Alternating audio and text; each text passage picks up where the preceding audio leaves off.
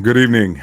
Good evening, family, and welcome back to another live edition of Maddie's Rap with author and storyteller Matt D. Talford. If you're new to the channel, welcome. And if you're a returning subscriber, of course, welcome back. Welcome back. Shout out to those of you who if you celebrate Thanksgiving. I know I got a variety of people that watch me on this channel. So no judgment. No judgment. If you celebrate Thanksgiving, then hopefully you had a great time with your family. If you don't celebrate Thanksgiving, then shout out to you too. All right. I don't celebrate it anymore, but I don't judge those who do. All right. Maybe there's a lesson in that for somebody. I don't know. We'll be talking about that a little bit tonight in the undercard before we get to the main event. What's up there, Bernadette? How you doing tonight? Hope you guys are doing well. Hope you guys are staying warm because if you're in the Southeast like me, it's got another cold snap. I mean, the hawk is out there, y'all. And, it's all relative. To somebody in Alaska, 30s is probably shorts weather, all right? When that temperature falls below 35 and you're in Alaska, you probably got shorts on. You probably out there in the jacuzzi. But when you're in the Southeast, 30, 35, 32, 30, it's cold, all right? You're in the Northeast, that's still warm. Northeast, you probably outside with a sweatshirt and a hoodie on, you know what I mean? But not down here in the southeastern United States. So anyway, wherever you are, hopefully you are staying safe, you're staying warm, and your belly's staying full, you're staying hydrated, and you're staying happy. Y'all, this is that time of year where you just kind of settle down, you start reflecting. We heading into the last month of the year. It's Sagittarius season. Shout out to my Sagittarians out there. Sagittarists, when you get on their nerves, I know a few, and it's all good. It's all love. It's all family. So shout out to y'all too. What's up, Karen? Thank you for joining. So Fair Use, what's up, Fair Use? What is up? So anyway, y'all know the drill. We're gonna get started tonight. I got an excellent program for you all tonight.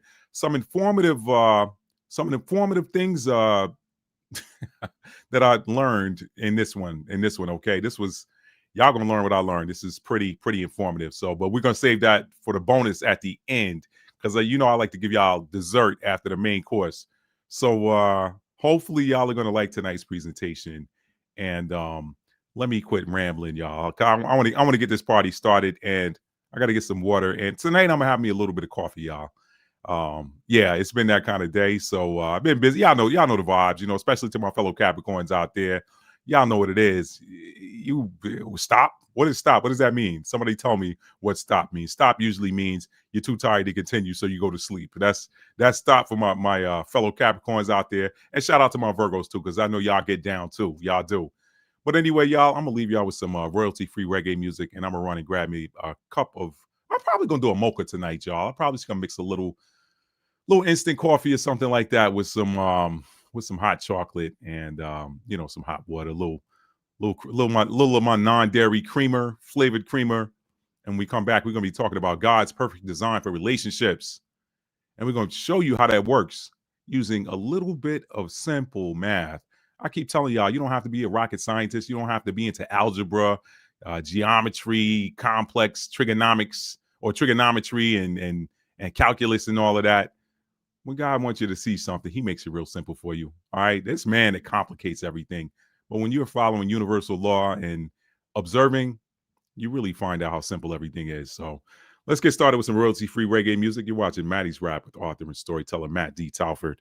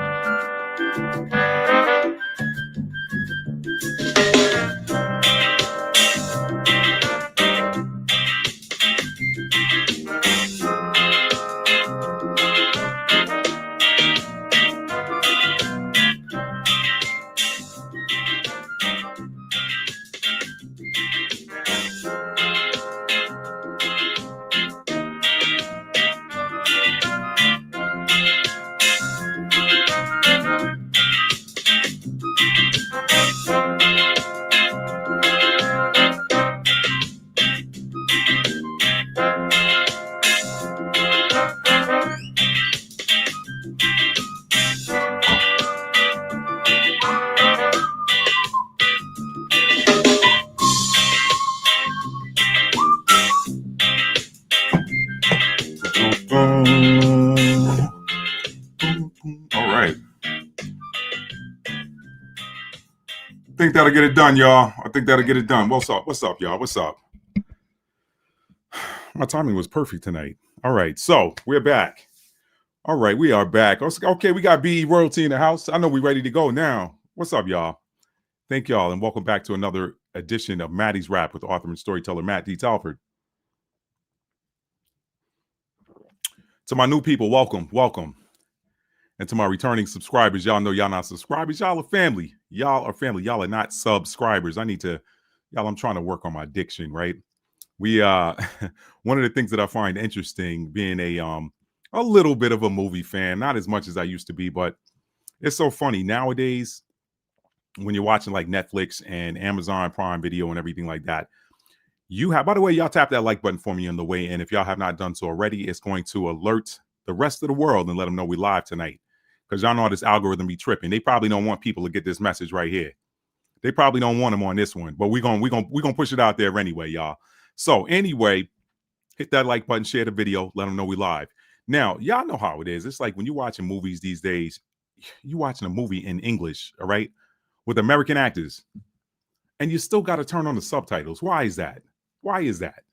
Do they not teach diction anymore in acting school? Now, I can't talk because some of y'all might be like, Matt, you got to slow down so I don't have to turn on the subtitles for y'all. So I'm going to work on me while I'm talking about them, all right? Maybe there's a message in that, right? Don't try to fix something in somebody else that you need to work on yourself, right? And that goes back to Matthew 7:1-5. We're all subject to it. I don't come on here and try to act like I'm no better than anybody else. All right. So anyway, God's perfect design for relationships, illustrated using simple math. This changes everything, y'all. Where do y'all hear this one? All right. Let's go ahead and do what we do, and that is read the description box copy. All right. We're gonna slow this thing down, take our time with it tonight, but not too long, because I know a lot of y'all.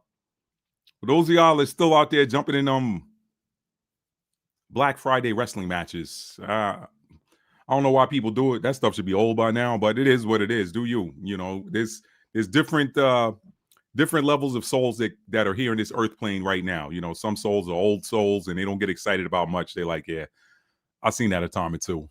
And then other souls, they're new. They're experiencing the earth for the first time, or, you know, maybe for the second or third. They ain't been here 200-300 times like some of y'all. So, you know, get out of the way and let them have their fun because you had yours. All right.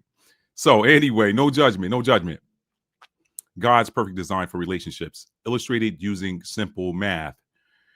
To experience God and ourselves, y'all, you know what? I recorded earlier. For those of y'all that are aware of my secondary channel, Maddie T's Twin Flame Guidance, I did a little bit of reading with that. So, and I took a nap between that one and this one. Let me keep it 100 with y'all.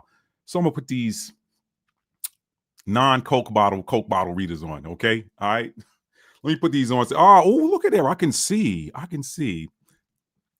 To experience God and ourselves through a relationship, be they intra-familial or extra-familial, is one of the primary reasons we came into this life. Well, who knew that, like with everything else in life, it all comes back to math and numbers. Men may lie, but energy and its associated numeric frequencies always tell the true story. In this live stream edition of Maddie's Rap, we will take a look at how many people Let me back up, y'all. I'm rushing.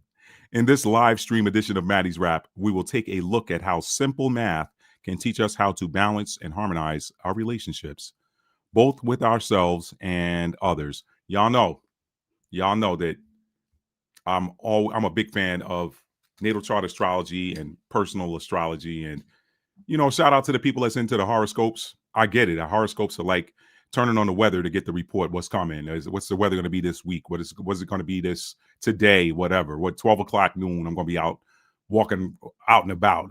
You're in a city and you want to know if you need to take an umbrella, whatever. Horoscopes work the same way. Should I stay to myself today, or is it okay for me to talk to people today? What's the chances of me getting into an argument with somebody? That's horoscope stuff. I ain't talking about the stuff you get in the newspaper. I'm talking about the people like your Joni Patrice and your Sylvia Surya Dyers of the world, and anybody that's out there, Pam Gregory's, and anybody that's out there doing it on Instagram or whatever and been doing it a while and are accurate. They tell you, hey, today's a good day to do this. Today's not such a good day to do that. So, but anyway, y'all know me. I've always said that I feel like there's natal chart astrology should be a prerequisite to graduating high school, because when you understand how people are wired and that we're all created uniquely, it gives you a little bit better appreciation for others, okay? And makes you a little bit less non-judgmental. Like, wait a minute, God made that person for a purpose, okay? Maybe me and that person are not on the same frequency. Maybe our energies collide. So no judgment. They are who they are. I am who I am. Anyway, what's up there, Shalom Capri 10 and Jojo Mac? What's up, bro? I hadn't seen you in a while. Thank you for coming back. He said, finally back to almost normal life. I got you. It's coming. All right, just stick with it. Whatever you're doing, brother, stick with it. So let me open up the notes tonight, y'all. And I'm going to go from the notes and we're going to try to drive through this thing and get this thing on and crack a lacking. So you said you missed them. We miss you being here, Jojo. Thank you, brother. Thank you. Now, where are my notes? Okay. Let me give us a foundational scripture for tonight's breakdown. And that foundational passage of scripture comes from the book of Amos, chapter 3, verses 1 through 3. Okay. And when I get down to verse 3, I'm going to talk to you about how that is all about frequency alignment. See, people hit me up and they say, hey, Matt, a lot of you do. Some other people that don't necessarily watch the channel, but they follow me on social media, they'll hit me up and say, hey, Matt, I hear you. I've heard of you talking about the Bible is a book of spirituality, and it is filled with examples of numerology and astrology. What do you think about X, Y, and Z?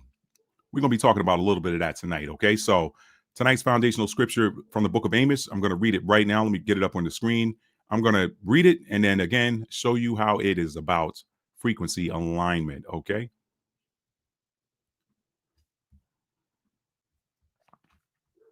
Okay.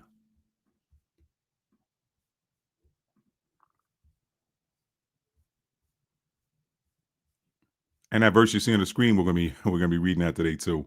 I got one for y'all today. Or tonight, or whatever time of day you're watching this. All right. Alrighty, y'all. And if you're just coming in, please tap that like button. It's gonna let more people know that we are live. Okay, let's see. Amos 3 and 1 through 3. Let me see if I can read this without the glasses. Oh, that's big enough. I don't need the glasses for that.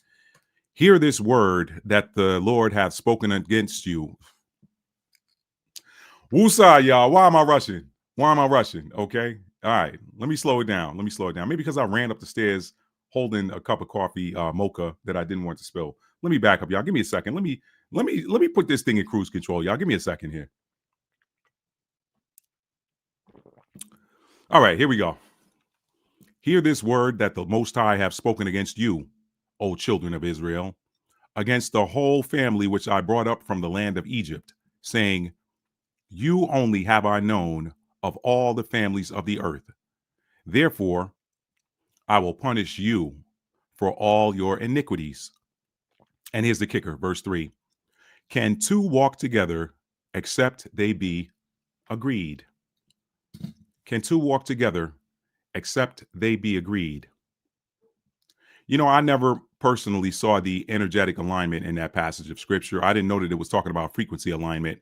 I just thought that it was talking about agreeing with each other in conversation, or, you know, for example, y'all, you hear me sometimes say that I don't really rock with a lot of the cats I used to roll with, just because I don't talk about the things that they used to talk about. You know, some of the things I used to talk about with them, those things they don't excite me anymore.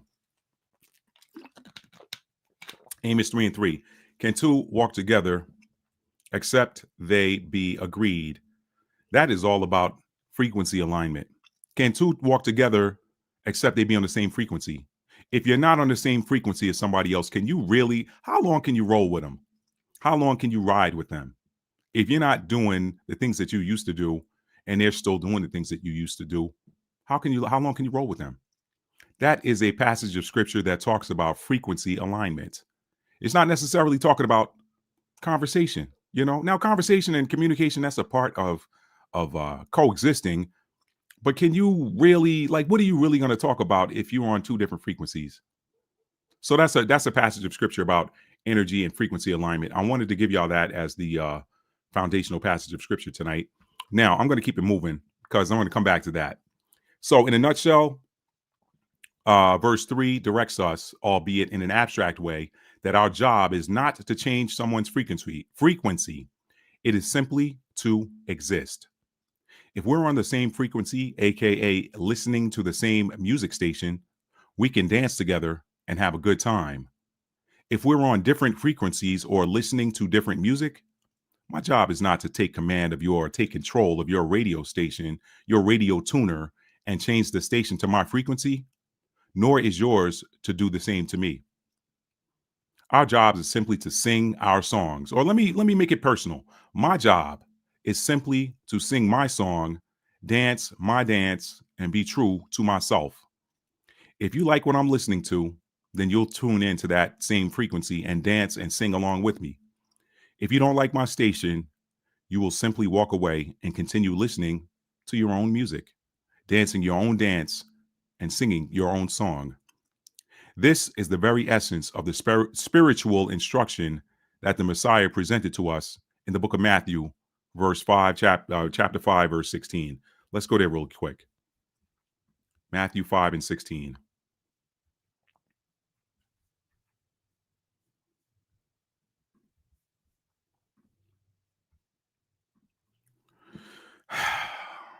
Let me make sure I'm sharing this to the screen because I don't think I am. I'm not.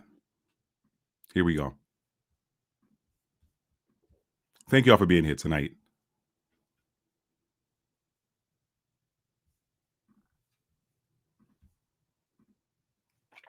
Matthew 5, verse 16. Let your light so shine before men that they may see your good works and glorify your Father in heaven. That is a spiritual and energetic principle. Let your light shine. Let your light so shine before men that they may see your good works and glorify your Father in heaven. It doesn't read, let your light so shine before men that they might see your good works and glorify your Father in heaven. And if they don't, go put it in their eyeball and shine it brighter. And yet that's what a lot of us do, right? That's what a lot of us do. This is the prelude. We come into this God's perfect design for relationships. But what I'm talking about right now is coexisting relationships. That's pretty much what we come to this earth for. I'm going to break that down further as we go along. Matthew 5 and 16, one more time. Let your light so shine before men that they may see your good works and glorify your Father which is in heaven. That basically says stay in your lane. Keep doing what you do. Shine bright. Shine bright. Don't impose. Don't tell somebody they should be doing what you're doing. Just shine your light. If your light is shining bright and they see it and they like it, how do they glorify the Father that's in heaven? How do they glorify your Father that's in heaven? They basically, do you know that the Most High gets the glory when somebody looks at what you're doing and they say, man, wow, how does that person do that? How does he do that? How does she do that? Man, I want to get on that frequency, man. I want to do, hey, let me ask you, man, how do you do that? Man, yo, man, how you do that thing you do, man? Like, how did you, whatever? Like, if you were just out there working on your car every day and you know, somebody else is taking their car to the shop and spending thousands of dollars to do something that, especially if they got a Ford or an American car, Japanese car is a little bit easier to work on. Talk to me, somebody, if you're watching this and you know, when you know, okay. I do a little bit of my own auto work. I don't do the deep dive stuff, but I'm here to tell y'all, When I'm working on a Honda, it is so much easier. Honda, Nissan, any Japanese car I've ever owned has been easier to work on than an American car, especially Ford. Okay, Ford, it's like they pack that engine and build that stuff so that you got to bring it to the shop, and then they're charging you. Oh, well, our hourly rate has just gone up. I had a dealership call me one time while my car was in the shop. They quoted me a price before I dropped it off, and then said, "Excuse me, Mr. Talford, our labor costs went up a day ago, and so that price quote I gave you before is no longer good." I said, "No, you're going to honor that price quote. You are not going to change my price. What I got on this sheet of paper? Let me talk to your manager. Hang on a second, Mr. Talford. I spoke with my manager, and he said we can honor. We're going to go ahead and honor that. We'll do it for you this time. Yeah, you're going to do it for me this time because the next time I come in there, you're going to be giving me whatever the current rate is, but you're not going to jack the rate up while I'm in there and then talk about our labor costs has gone up." So anyway, somebody might see you out there under the hood working on your vehicle and say, "Wow, man, you're really good at that. Who's getting the glory? You or him that created you?" That's what that means. Let your light so shine before men that they might see your good works and glorify your Father in heaven. Ladies, when you're doing your hair, your nails, you dressing nice, and people like, "Girl, you look good," or guys be like, "Yo, shorty," whatever. They're glorifying your Father in heaven. Why? Because you are shining your light. He who created you, when you're operating at your highest frequency, if you're attractive, don't dim your light because you go out there and somebody say, "Who do you think you are? Who does she think she is? Who does he think he is?" No, you're supposed to shine bright because guess what that does? That tells somebody else, "Hey, you know what, man? I want to do that. I want to do my best to look I want to do my best to look as good as I can." Or you out there, if you're an athlete, Deion Sanders, he talked trash and backed it up. But guess what he did? He shined his light so bright that when people watched him and said, "Man, Deion is good," the glory is going to the one who created Deion. All right, I don't need to give y'all any more examples. So let me keep it moving. Fair, you said, all I have to say is that we are supported. We're supposed to be doing Mashal right about now, and singing the songs of ascent per Isaiah 14. Mashal, what exactly is that? Let me look that, or put that in the chat for me so I can keep going. But that, this is, and let me say this, y'all. Let me say this. I'm not, let me keep going. That's interesting. That is an interesting addition, and that's what we're here for. We're here to learn and grow together. So I got you on that, fair use. Let me keep moving. So because I might come around to that. So let me keep reading what I got here. Let's see, and then let me read this again. Okay, Matthew 5:16. I read that already. So let me say this. I realize that tonight's lesson bears with it the risk that I could lose some subscribers. I'm gonna say that. Tonight's lesson bears with it the risk that I could lose some subscribers. But in accordance with Amos 3:3, if we are not on the same frequency, you don't want me and I don't want you. Okay? So let's just tip our hats and go our ways, just like the planets do, never crossing over into another planet's ecliptic or orbit. That's pretty much Amos 3:3. It says, "How can two walk together but they agree?" And that means, how can two walk together unless they're on the same vibe, the same frequency? So if you're walking with somebody that's not on your frequency and they're not on your vibe, if you can walk together, then do. But if you can't, don't impose on that person, because you wouldn't want that person to impose upon you. Okay. Let me get on to that, because that is a great segue into the epiphany that I got last night while I was walking my dog. A lot of times when I'm walking my dog, sometimes we walking, sometimes we standing around. Okay. Sometimes he just want to chill. However, and sometimes when he just chilling, I'll look at the stars or I'll pull out my phone and just start watching a video or something. So I'm watching this brother last night. I'm not going to name him because, to be honest with you, I don't remember his name, and I'm not going to pull the channel up. But I wouldn't say his name even if I did remember it, because I don't move like that.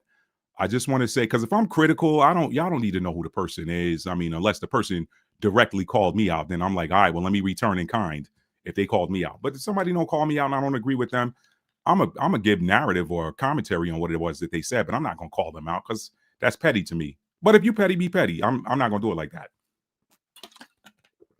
So anyway, he's talking about 3i Atlas, okay? And I was actually going to talk about 3i Atlas tonight, but the Spirit sent me down this path I'm going on tonight. It sent me down this path that I'm going down tonight. and said, hey, save your 3i Atlas commentary for another day, maybe this weekend, maybe Sunday or something like that. So, but for those of y'all that don't know, it's been trending in the news because during Thanksgiving holiday yesterday, while everybody was celebrating with their families, people that do, and while people that don't celebrate were talking about the people who do, the UN passed some resolution that has something to do with activating the planetary defense system for a drill or an exercise regarding 3i Atlas. So it's about to get real out here. And I've been telling y'all this all year. I've been telling y'all that February is coming. I talked about that cosmic alignment that's coming in February. I'm not going to talk about it tonight. But what I did say is that February, the real show starts. Okay. All of this stuff is the lead up. All of this stuff, all of this back and forth jibber jabbering, that commentary, all of that is just like undercards leading up to the main event. And speaking of main event, I'm gonna take you out on the side road for a minute. Y'all notice what I do. I don't know who's heard about it, but there was a fight. I talked about this earlier in the year and how a lot of these fighters throw themselves on the sacrificial altar of Baal when they sign these contracts to accept a fight with Jake Paul. And remember, I did a series of videos last year calling Jake Paul the prophet of Baal. Okay, Baal, you Baal worship. You want to be a sacrifice of Baal today? All you got to do is accept some money to be humiliated, and you've been sacrificed to Baal.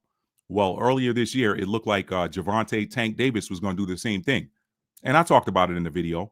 I said, okay, here they come again. It's coming in November. They getting ready to do another energy harvest. Well, that fight never happened. Gervonta told him in uncertain, non-direct words that he wasn't signing a contract to follow a script. If you get in the ring, you're gonna get knocked out. And Jake tried to disrespect him sideways. He tried to come sideways in a press conference to leading up to the fight. And Tank was like, "Look here, you say what you want about them other fighters. I ain't following no script, so it's gonna be what it's gonna be." And Jake was like, "Oh, wait a minute, this guy ain't gonna sign a contract to take a dive for this money. He want me to pay him this money to get in there and get my head knocked off for real, even though I'm probably like 70 pounds heavier than him. Weight don't matter. Ask Goliath, okay? Your weight advantage does not matter when you're going up against somebody that know how to throw them hands and that's gifted with dynamite at the end of their wrists, okay? So he didn't want to get exposed, so that fight fell apart. That's the latest. Now you never know what's going to come. Is he going to come back with a higher number? Who knows? But I doubt it. Tank was like, "Nah, you ain't gonna make me a notch in your record book. We ain't doing that." So that fight fell apart. So people are waking up. Now, let me get back to the point I was making about this video that I watched last night. So in this video, there's this brother talking about 3i Atlas and all of that stuff. I'm not going to go back down that path again. But his delivery, his narrative was coming for quote unquote black folk or his fellow Hebrew brothers and sisters, his fellow Israelite brothers and sisters, coming for them. And those of them that were saying happy Thanksgiving, and those of them that were cooking and having dinner and sharing dinners with their meals or sharing meals with their families. Even though a lot of us now are, I don't think anybody is unaware of what really happened with the Pequot massacre and who the Pequot quote unquote Indians were, that they look like us, look like me on this video. I shouldn't say us because I don't know who all is watching, but the Pequot massacre involved quote unquote Indians that look like me. I don't think that point is lost on anybody now because you can't miss it. However, there are people that still take the day and go and cook food and eat with their families. The same thing they do probably one Sunday a month. They just happen to do it on Thanksgiving. Are they supposed to not eat with their families because it's Thanksgiving? So we're gonna talk about that for a minute because I had an epiphany, and what woke me up was reading the passage of scripture that he cherry-picked and used to support his narrative. Again, some of y'all might not like me after this video. Some of y'all might be triggered. Some of y'all might be triggered by some stuff I'm going to say later on in this video, but I'm dropping it like it's hot because it is hot. And I ain't going to hold it in my hands and burn my hand. As a matter of fact, this is a little bit too hot to hold y'all know sometimes you take stuff out of the oven with a mitt on and it's still burning your hands if you want it a little bit too long. This is how hot this cast iron skillet is. So I'm going to drop it. If you don't watch me no more after this, so be it. I still love you. We just ain't on the same frequency, okay? So this brother proceeds to, and I stopped listening to a lot of the Camp Brothers a long time ago And I can't say he's a camp brother, but he come with the same energy, okay? And I stopped listening to a lot of them a while back because I said, you know what, man, y'all are no less religious than the same Christian folks that y'all damn in your narratives and your commentary. Y'all damning people, pastors in the pulpit, and y'all are no worse. The only difference is y'all coming from the Old Testament and they coming from the New Testament. So it's the pot calling the kettle black. But where he got me, and normally I'd have swiped on past it or just ignored that part and listened to the part about 3i Atlas because I got that out of it. And that was interesting. All I needed was the news, his wrapper of commentary, or the commentary that he used to wrap around the news of 3i Atlas. That's his. Some parts I agreed with, others I didn't. But let me give y'all this passage of scripture that he came with, and then we're going to get on into it because this is all interwoven. We're talking about God's perfect design for relationships, okay? And nobody's on this earth by yourself. That's what astrology is about. Astrology is here to help us learn how people are wired, how people are behaved, how people behave, generally speaking, based on their cosmic makeup. Now, some people are going to operate out of the higher octave or the higher octane of that energy, and some people going to operate out of the lower octane. Some people going to operate out of the light side. Some people are going to operate out of the shadow side. But we were all created uniquely and designed by one greater than us. Okay? So either you jive with them or you don't. Observe the planets. You never see Mars cross over into the path of Saturn. If it did, Mars would take a lot longer to come around. You never see Saturn jump over into the path of Mercury. If you did, you would have a Saturn retrograde three to four times a year like you do with a Mercury retrograde. Every planet, every planetary energy, every luminary, every ordinance, as the Most High calls it through the prophet Jeremiah in the 31st book of Jeremiah, okay? Or 31st chapter of the book of Jeremiah. Every one of those stays in its orbit, on its ecliptic. So now let me stop holding y'all and get to this passage of scripture. I'm going to read this because this was like, all right, now I got to do something with this. I got to do something with this. Let me put this on the screen. And I don't see any comments right now, so I'm going to come to them in just a minute. Amos chapter 5. This came from Amos chapter 5. This was his commentary, y'all. Now, before I put it on the screen, what he says is, you know, I'm talking to y'all while y'all were out there eating with your families and doing everything the Most High told you not to do. Matter of fact, y'all didn't know Thanksgiving was in the Bible? Yeah. He told us not to celebrate Thanksgiving. That's in the Bible. That's in Amos chapter 5 and 21. I was like, oh, that's new to me. Amos 5 and 21.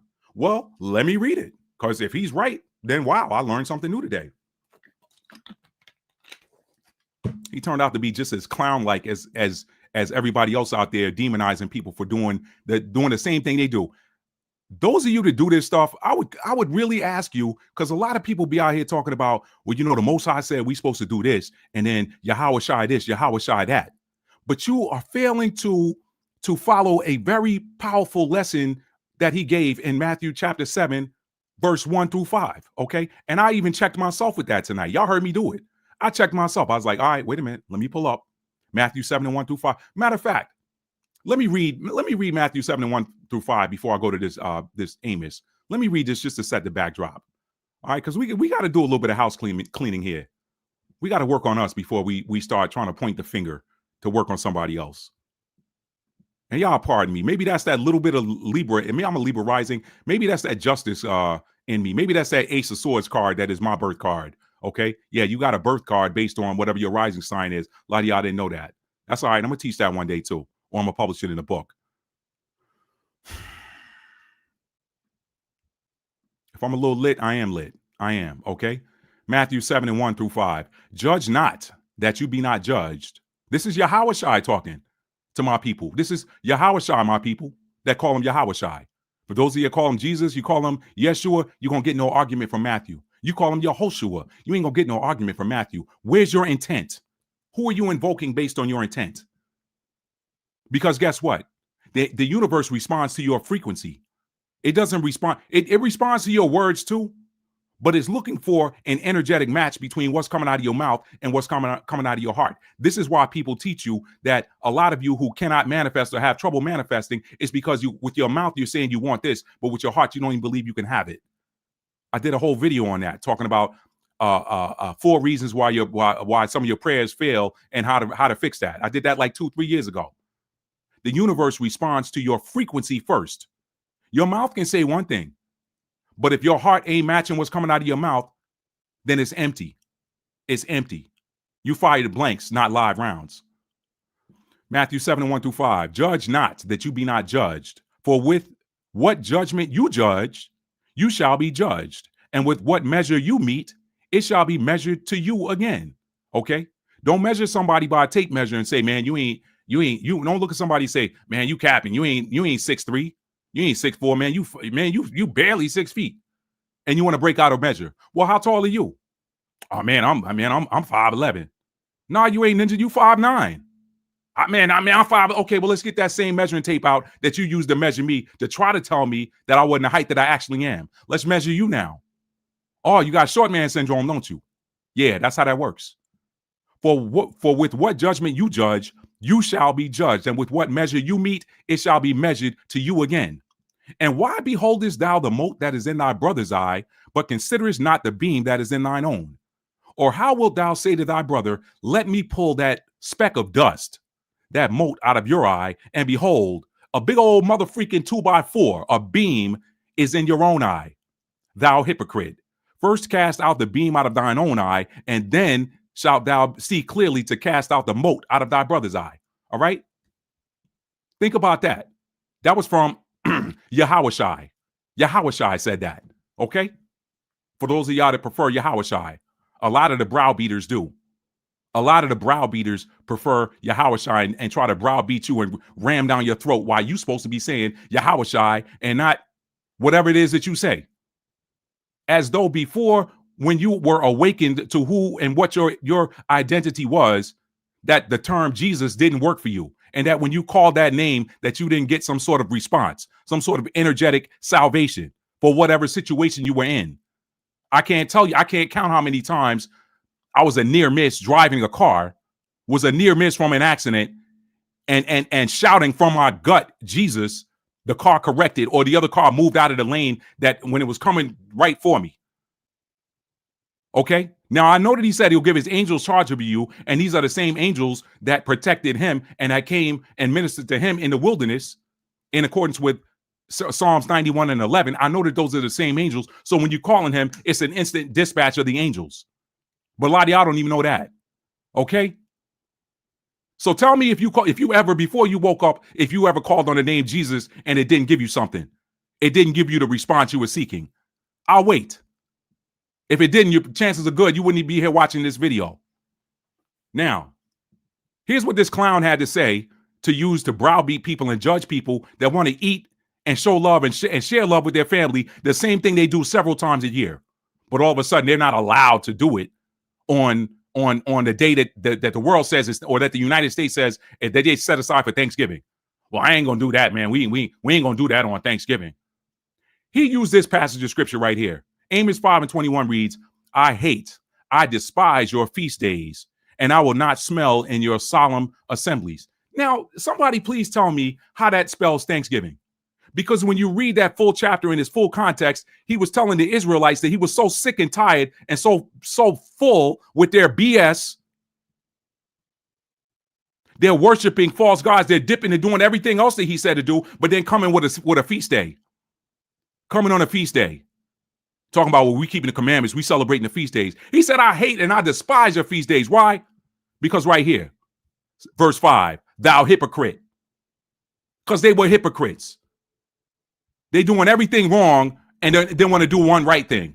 He said, don't give me that one right thing. That's like a man who, God, I hate to use this example, but it's real. Okay, it's real for some people. That's like a man that put hands on his old lady. Be throwing all around or whatever, and then on her, slamming her, talking bad to her, cursing her out, telling her she ain't fighting her, choking her, talking about, I dare you to look at another ninja. And then on her birthday, go, hey, baby, I brought you, hey, Merry Christmas. Here go a ring. Hey, I brought you something. I brought you a piece of jewelry. Hey, I want to take you out for your birthday. You think she care about him taking out on her birthday? See, sometimes I got to bring it home. As the late Joe Madison used to say, sometimes you got to put it where the goats can get it. He said in verse 5:21, I despise your feast days, and I will not smell in your solemn assemblies. Was he talking to some Americans? Were there European Americans when this verse was written? So let me deal with y'all. Let me deal with y'all for a minute. Okay. Let me deal with y'all hypocrites for a minute that want to use scriptures like that to tell somebody why they shouldn't be doing something. Let me deal with y'all. And I apologize. I ain't trying to come at nobody, but this is blanket. This is blanket. If it fits, wear it. If it don't fit, don't, just leave it. It ain't for you. Okay. Let me deal with these people that tell people they ain't supposed to be doing this holiday. But and here's why. You ain't supposed to be doing Thanksgiving. I heard somebody today say, man, Thanksgiving, man, that's the white man. That's the white man holiday, man. We shouldn't be doing that. Man, we supposed to be keeping the Feast of the Tabernacles. We supposed to be keeping Passover, whatever. We ain't celebrating with these quote unquote devils. Well, guess what? If you keeping the feast days and you keeping the solemn feast and the solemn assemblies and you keeping Passover and you honoring the Feast of Tabernacles and the Feast of Unleavened Bread, you doing all these other feast days, guess what? You just as hypocritical. You just as big a devil as your brother that you call a devil for celebrating Thanksgiving. Why? Because the fake you, the fake juice, the fake orange juice minus the orange, the fake juice, they're celebrating them days on the same day. So you celebrating with them too. Huh? No, wait, no. You calling them the fake Jews. You said they took your identity. But you keeping the same feast days at the same time they doing it. So you ain't no better than somebody eating Thanksgiving. Get out of my face. Get out of my face and go work on you. Let me deal with that. Y'all wonder why I'm lit? I had to check myself. Because a few years back when I first started looking at these camp videos and stuff, I found myself getting caught up in this mental manipulation and this sorcery, because that's what it is. Anytime somebody outside of you is controlling you with their words and getting you to change behaviors that you wouldn't otherwise change, that's mental manipulation. Doing something that you are not really in alignment with, but somebody said, you're supposed to be doing this because if you don't, God gonna get you. I don't care who likes this and who don't right now. And y'all know I love each and every one of y'all, but I got to call a spade a spade. I have to call a spade a spade. I had to check myself because I started getting caught up in that.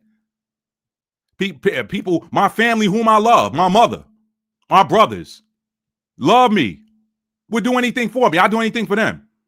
They call me on Thanksgiving or text me Happy Thanksgiving. I call myself, yo, man, don't text me that. I don't celebrate Thanksgiving. I was like, wait a minute. They showing me love.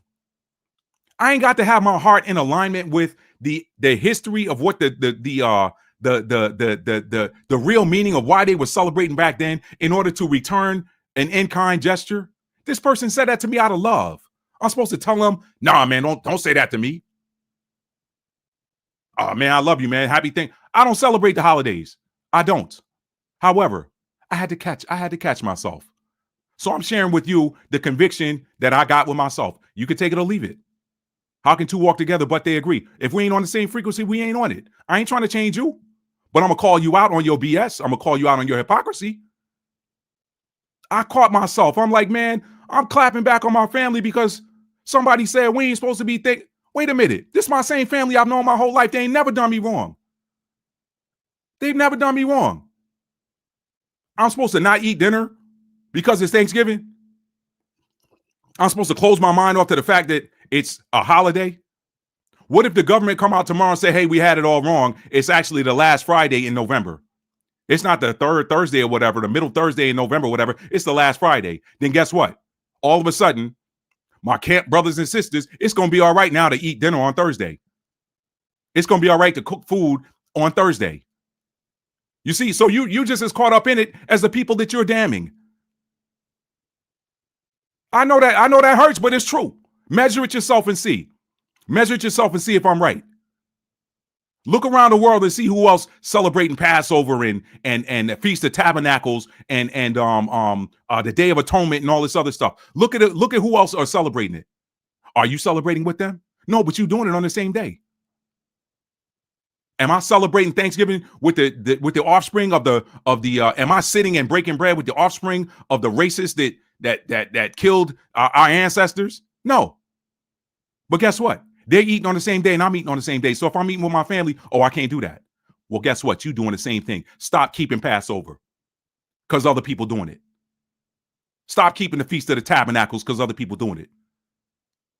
Stop keeping the Day of Atonement because other people that pretend to be you are doing it on the same day.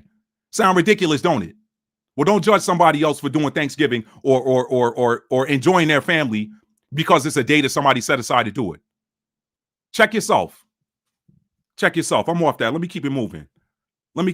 That was my epiphany after listening to this commentary and reading Amos 5 and 21.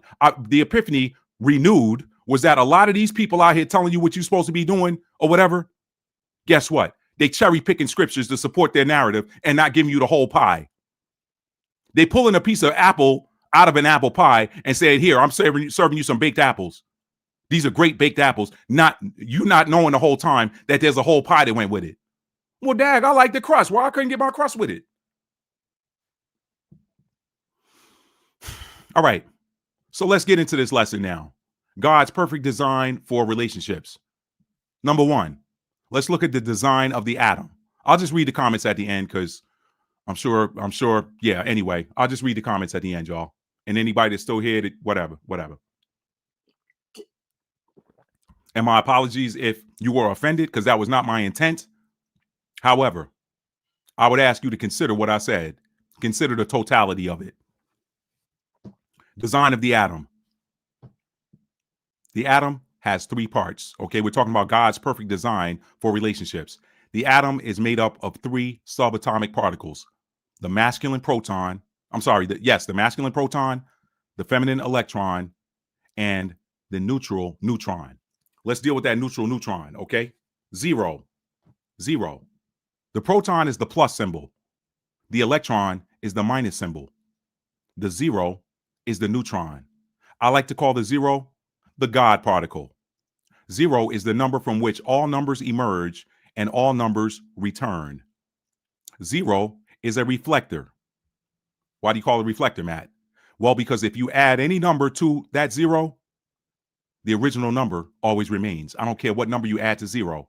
If you do whatever, you do 100 plus zero, the 100 remains. If you do a 9 plus zero, the 9 remains. So zero is a reflector because any number that you add to it, the original number remains. The God particle. Zero is the number from which all other numbers emerge and all other numbers return. Keep that in mind. And it is a reflector. Why? Because when you add any number to zero or add zero to any number, the original number remains. That makes that number zero a reflector. Okay? It's a reflector. Now, James 1 and 13 is a reflection of this math. James 1 and 13 is a reflection of this math that says add any number to zero and that original number remains. Why? Because zero is a reflector. Okay? If zero is the God number, the God particle, and zero is a reflector, y'all put that together. Do the math. Put it in the comments if you wish. Okay? Let's read while I pull up James 1 and 13. James 1 and 13.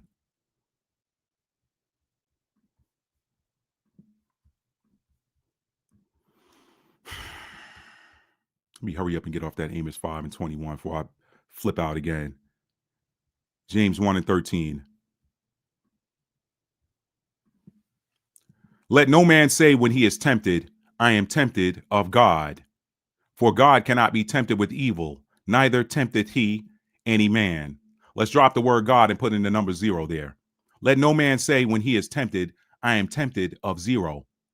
For zero cannot be tempted with anything, neither tempted the zero any man. Why? Because any number that you add to zero, the original number remains. So you see how James 1 and 13 is a reflection of that principle? Zero is a reflector. Let no man say when he is tempted, I am tempted of God. Why? Because God cannot be tempted with evil, neither tempted he any man. The number zero is a reflector. Okay? Let me keep it moving. So, it wasn't God that tempted you. It was you. Zero is a reflector. Add any number to it, and the original number remains. Let no man say when he is tempted, I am tempted of God. For God cannot be tempted with evil, neither will he tempt. It wasn't God that tempted you. It was you. It wasn't the devil that tempted you. It was you. I got a video. I'll probably add it to the comments or to the description box later after this video, but I did this video. I published a video years ago titled, "Did the devil make you do it, or was it you?" That video is not even 20 minutes long, so y'all check that out when you get a chance. The God didn't tempt you and the devil didn't tempt you either. It was you. When you are being punished for something that you did that was out of balance or that created a state of imbalance, did God punish you or did you punish yourself? When you are receiving blessings for good works, did God bless you or did you bless yourself? I did another video some years ago. Maybe we at the end of something, because this is like reflection time. I did another video some years ago, okay, that dealt with that particular thing that from my notes right there. Did God punish you or did you punish yourself when you did something that was out of balance or that created a state of imbalance or something that was quote unquote wrong and you got punished for it? Did God punish you or did you punish yourself? When you're receiving blessings for good works, did God bless you or did you bless yourself? That video that I did years ago ran from this narrative. The blessings and the curses are built into the instruction. Since we're talking about the ancient Israelites, Deuteronomy 28 is the perfect example of that.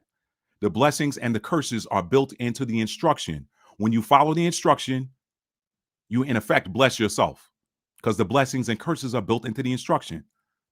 When you fail to follow the instructions and you get that whooping, you catch that fade, God didn't do it to you. He told you what comes with this, following this instruction, and what comes with failure to follow this instruction. So did God did God put the curses on the children of Israel, or did they curse themselves? They cursed themselves when they failed to follow the instructions. The blessings and the curses are always built into the instructions. If your car says 5W20 oil and you put 1030 in it and it starts knocking or the engine starts acting funny, is something wrong with your car? Or is something wrong with you for knowingly putting the wrong oil in it?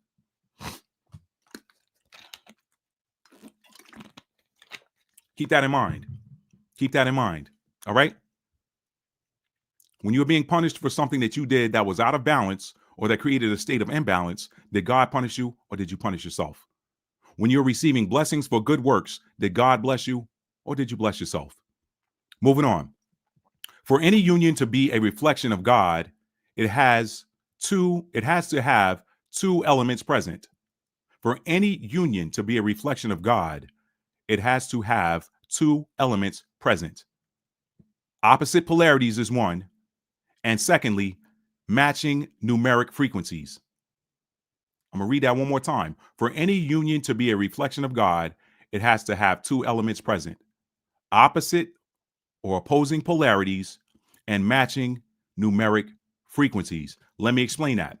At the atomic level, again, you have the masculine proton and the feminine electron. The proton is a plus. The electron is a minus. The neutron is zero. It's neutral. Okay? Zero is neither positive nor negative. It just is. It just is. The zero always is. There's no beginning and no end to a zero. There's a beginning and an end to a plus. There's a beginning and an end to a minus. But there is no beginning or no ending to a zero.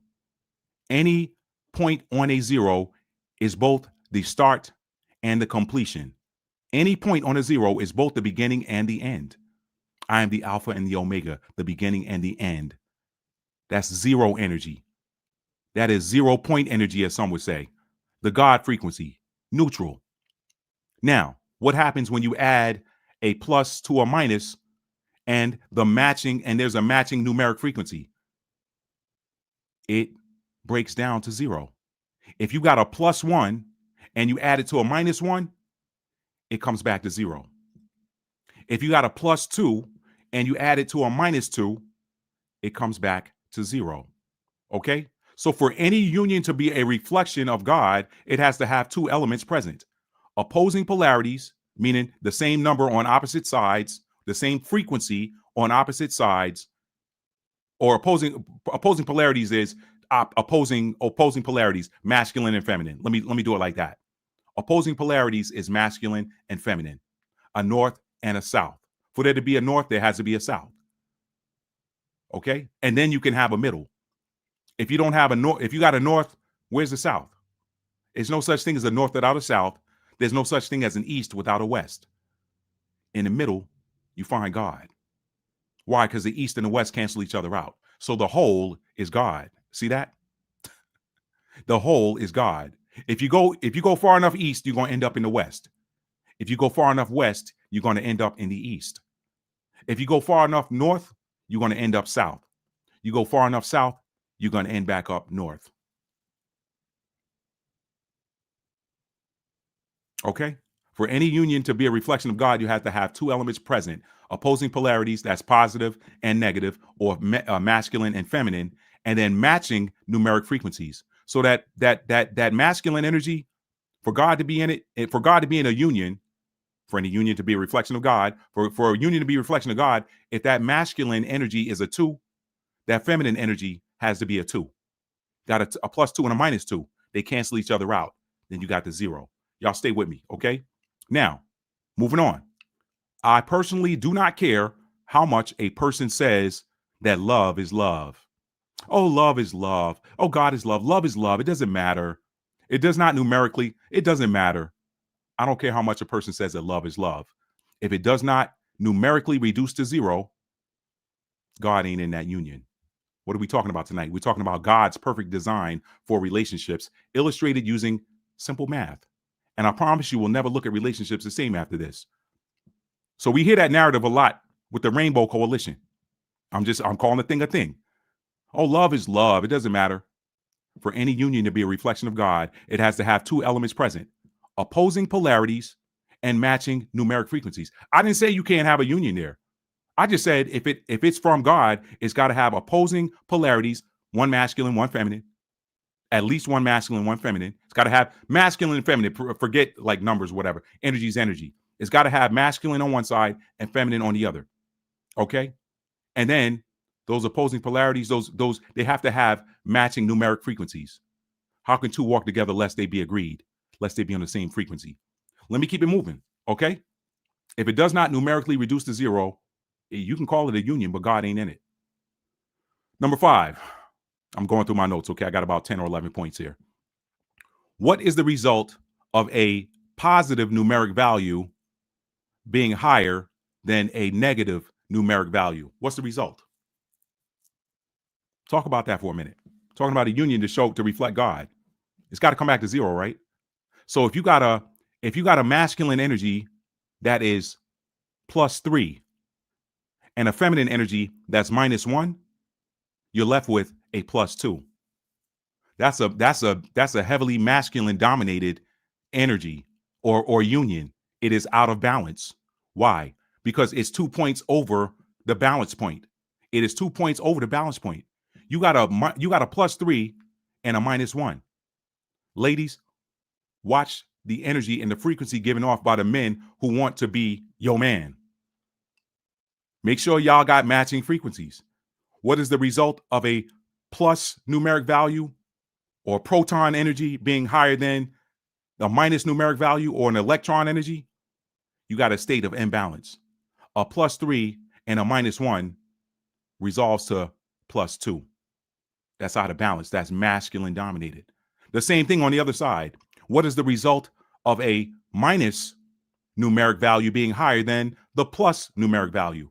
What happens when you got a -2 that you're adding to a +1? The -2 being the feminine energy and the +1 being the masculine energy. The result is a -1.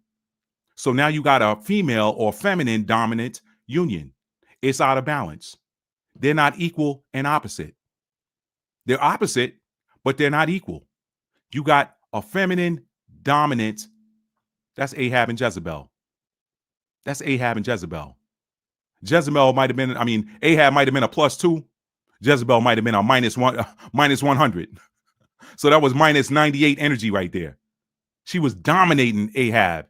And in doing so, she in effect was the de facto king, not de facto, let's call it, she was the ruler of Israel via proxy because she had a masculine energy that she was joined to in union whose frequency was lower than hers.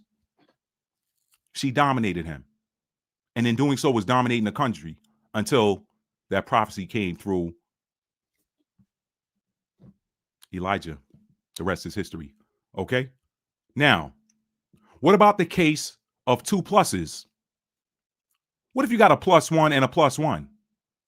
That's +2. It doesn't resolve to 0. God ain't in that. God ain't in it. He ain't no more in that than he is in that +3 and -1. It needs to be a +3 and a -3. It needs to be a +2 and a -2. It needs to be a +1 and a -1. It's got to break. It's got to come back to 0. It's the two have got to cancel each other out for God to be reflected in it. That's how that works. We're talking about God's perfect design for relationships as illustrated by simple math. So what about the case of two pluses, Matt? We know that the pluses are masculine energy. So y'all know what I mean when I say two pluses. Can two positive numbers added together equal 0? Never. Never. Okay, Matt. Well, what about two minuses? What about if we got a -1 and a -1? They're good people. They're good. They don't bother nobody. They're good people. It's a -1 and a -1. It's -2. It's -2. It's got to come back to 0. So if it doesn't come back to that source number, which is 0, then source ain't in it. It's simple. You can have that union if you want. Just, do your thing. But don't say that God's in it. It's a -1 and a -1. That's -2. It's got to resolve to 0. What about poly, Matt? People talk about poly. Poly's trending nowadays. People are talking about poly. Okay. Hey man, our original design was a man having multiple wives. That's triggering to a lot of ladies. That's triggering to a lot of ladies. And I understand why. Okay. It's because of that age-old ancient bondage spell called Western marriage, called forced monogamy.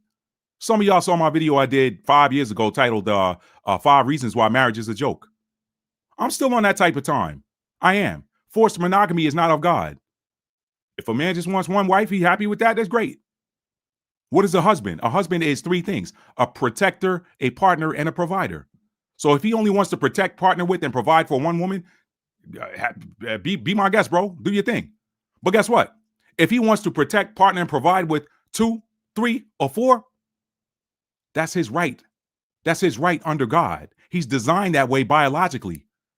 But y'all let a church establishment tell you that's ungodly. Where? When a woman's pregnant, she's pretty much out of the game for, 10 to 12 months, depending on what that recovery time looks like after the 9 months of gestation.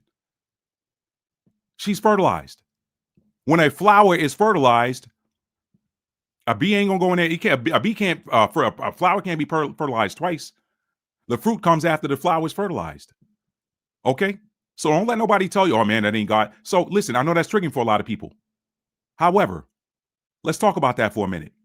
That same math applies here. If you're talking about poly, because again, that's trending. People are waking up and trying to come back to nature, trying to come back to the ways that we operated before we fell under bondage and fell under captivity.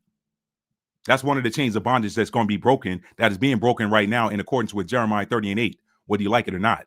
Okay? The same math applies here. Marriage is a 7th house function. The 7th house is ruled by Libra. Libra is the energy of partnership and balance. Without balance, there is no partnership. In the absence of balance, the relationship is of the master/slave type. There's no partnership energy. So what does that look like in a poly, in a polygamy? I don't even like the term. It's just, how about just call it a married man? Okay. And there's plenty of examples of men of God that have more than one wife. A very profound one I'm going to share at the end. It ain't for that. It's just that I was looking for the biblical examples. When God showed me something else, it's very powerful. I'm going to show it to you in the bonus. Okay. But the same math applies. It has to be the same frequency. Okay, fellas, a rock came out of the sky and destroyed all sense of government, all semblance of government all around the world. There is no more government structure. Guess what happens then? You come back to nature. Ain't nobody gonna say, well, we can't get married because ain't no justice of the peace, or ain't no courthouse for us to go get no marriage license. We can't file it. Ain't no church with no pastor to marry us and announce us as married. No, all you need is those witnesses. That's all you've ever needed. Witnesses and documentation. That's why they used to write the stuff in the back of a Bible. That's a story for another day. However, the same math applies. If that man is a +1 and his wife is a -1, That resolves to 0. But guess what? What if he says, well, I want to become a protector, partner, and provider for another one? She's got to be -1 as well. Because if she's -2, then the whole thing is disrupted. Remember, the 7th house is about partnership. Marriage is supposed to come with a purpose. It ain't just supposed to be about, oh, I love you, you love me, we like each other, you fine, I want to hump, you want to hump, let's get married so we can hump. No, there's got to be more to it than that. It's about partnership. It's about building something. It's about building something. What are you partnering for? So guess what? If you go in there and you bring a -2 in there, that's going to disrupt the equilibrium. Because now this -2 ain't jiving on the same frequency with the first one you got, who's a -1. And guess what? She ain't on the same frequency as you, because your numeric frequency is 1 on the plus side and hers is 2 on the minus side. So now you done brought an energy in there that's disrupting everything, and now she dominating you, and the other wife ain't mad with her, and the whole thing falling apart. I'm talking about my people who looking at returning to the ancient ways now. I'm talking to y'all. Because some of y'all, I don't know how old you are watching this. I don't know if you're married, single, whatever, you thinking about it, whatever. Keep this in mind. If you want to partner with more than one person, you want to extend that kingdom, you want to replenish the earth, whatever your purpose is for partnering with more than one, you better apply these rules. If you are +3, okay, first of all, you don't want to be in there with a -1, because now that's a master-slave relationship, because they're not equal. They're opposite, but they're not equal. Because now it's a +2. Some fellas ain't gonna like to hear that. Some fellas like, well, nah, man, I rule. Listen, you naturally rule because Libra represents the masculine aspect of Venus, and it rules over the 7th house. Libra is masculine energy. Why? Because it is air sign. The air signs and the fire signs are masculine. The earth signs and the water signs are feminine. So as with Libra being a masculine energy, naturally Libra being a cardinal sign, meaning the sign of the leader, all the cardinal signs are leaders. Naturally, that male is the leader of that partnership. However, there ain't supposed to be no master slave type of setup. This is why a lot of people end up in divorce court, because she just couldn't take it anymore, because you were opposite, but you weren't equal. Everybody's got a role to play. Nah, Dennis Rodman ain't supposed to be Jordan. He ain't supposed to try to score 30. But Jordan ain't supposed to be down there trying to snatch rebounds. He know Dennis gonna grab that board. Jordan got it. Everybody got to play their role. Jordan already knows Dennis gonna get that rebound. So when that ball comes off that glass, Jordan already running up the court, because he know Dennis gonna throw him an outlet pass, and boom, he down there by himself, uncontested basket. That's the team jiving, this team vibing, because everybody knows their role. So it's got to be a matching frequency. If you're a -3, then your first wife need to be a -3, your second wife need to be a -3, your third wife, however many, whatever, they got to be -3. If they're a -4 or a -2 or lower, you're gonna have problems. You're gonna have problems. Okay, all right. So that same applies if you're looking at poly or whatever. And I hate labels. I really do. To me, it's just marriage. It don't need a label. Labels are triggering sometimes. All right. So I'm gonna keep going. And I got something in here that I may go back to in case, depending on what the flow of the comments look like. Okay. You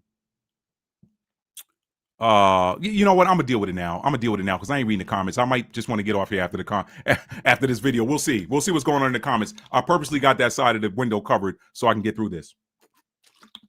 And believe it or not, I'm almost done. So let me go ahead and deal with this now. I put this in as an extra, and if needed, if necessary. Okay. For the women who say that there's a lot of women out there that I said this, a lot of women are triggered by that. I ain't nah. Well, there's a lot of them that are into it, and a lot who aren't. A lot who say, well, I just be by myself. Let me explain something. For the women that say that they don't support men being 7th house partners to more than one woman, or women that say, well, I don't share, or they don't share, as if a man is their personal property to somehow be shared or not. Okay? Let me keep it moving. My question to those in that camp is, if given a choice, would you prefer an alpha or a sigma male? I'm just gonna let it fly now. I'm gonna let the rounds fly. I'm sending them down range. For those that say they don't share, let me ask you: would you prefer an alpha and sigma male? Would you prefer an alpha or sigma male, or would you prefer a beta male? Alpha and sigma are the same. The difference with the alpha male and the sigma male is one of them is out front, and the alpha male is, hey, I'm here. That sigma male, he just as dope as the alpha male, but he run by himself. He a lone wolf. He a lone wolf. And in some cases, he's more magnetic because he ain't out there putting it out on the forefront. Hey, I'm here, everybody. Nah, that Sigma male, you feel him when he come in the room and he ain't got to say a word. That's the difference between the Alpha and the Sigma. They both going to draw attention. They just do it differently. One of them does it with presence. The other does it with announcement. Okay? The other one just needs to just show up. He ain't got to say a word. Y'all seen him out there. Some of y'all ladies seen him. Some of y'all fellas have seen Sigma females. Be like, who is that? Girls, who is that? I don't know. He by himself. He ain't talking to nobody. It's something about him. That's that Sigma energy. Same as the Alpha. The Alpha just letting you know he here. Alpha male to me is like the difference between the Alpha male and the Sigma male. Let me give it to you real quick. Deion Sanders is an Alpha male. Denzel Washington is a Sigma male. That's the best. That's the best analogy I can give you. When you see Denzel ain't putting on no big what you call it, but you're gonna see and feel his presence. Deion gonna let you know he in the house. Well, both of them got the same type of allure, but one of them is quietly magnetic. The other one is vocally magnetic. Okay, anyway. I'm way down on the side road. Ask yourself, would you rather have an Alpha/Sigma or a beta male? Okay. Now, I bet not one of y'all said you'd rather have a beta male for a husband and a father. Okay. And I said this again, keep in mind, never has a flower said, I don't share my bee with nobody. Never has a flower said, I don't share my bee. It is the bee that shares his pollination skills with the flower, his pollination ability with the flower, his pollination purpose with the flower. A plant can even open its flowers to be pollinated, but unless a bee comes along to do it, the plant will never bear fruit. I'm a witness to that. I grow food every year.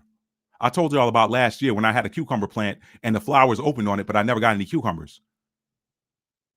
And then I realized, you know what? For some reason, these bees aren't being attracted to these flowers. Maybe there's not enough nectar in the flower. Maybe there's no nectar in the flower. So the Holy Spirit said, mix some water with honey and go out there and spritz that water on those flowers in that open flower. And then the bees came and they pollinated the flowers. And then I started getting cucumbers. Okay. So you can even open your flower. You can say, I'm here. I'm here. Guess what? If don't no bee come and pollinate that flower can't bear fruit. So keep that in mind. Keep that in mind. Okay. The same applies to marriage, aka seventh house partnership. The same applies. The seventh house is ruled by the masculine half of Venus. So the initiation of partnership is a masculine function, not feminine. The feminine half of Venus is Taurus, which rules over the second house, which might explain why women are so much better at collecting things of value and beauty and in doing self-care than a man will ever be.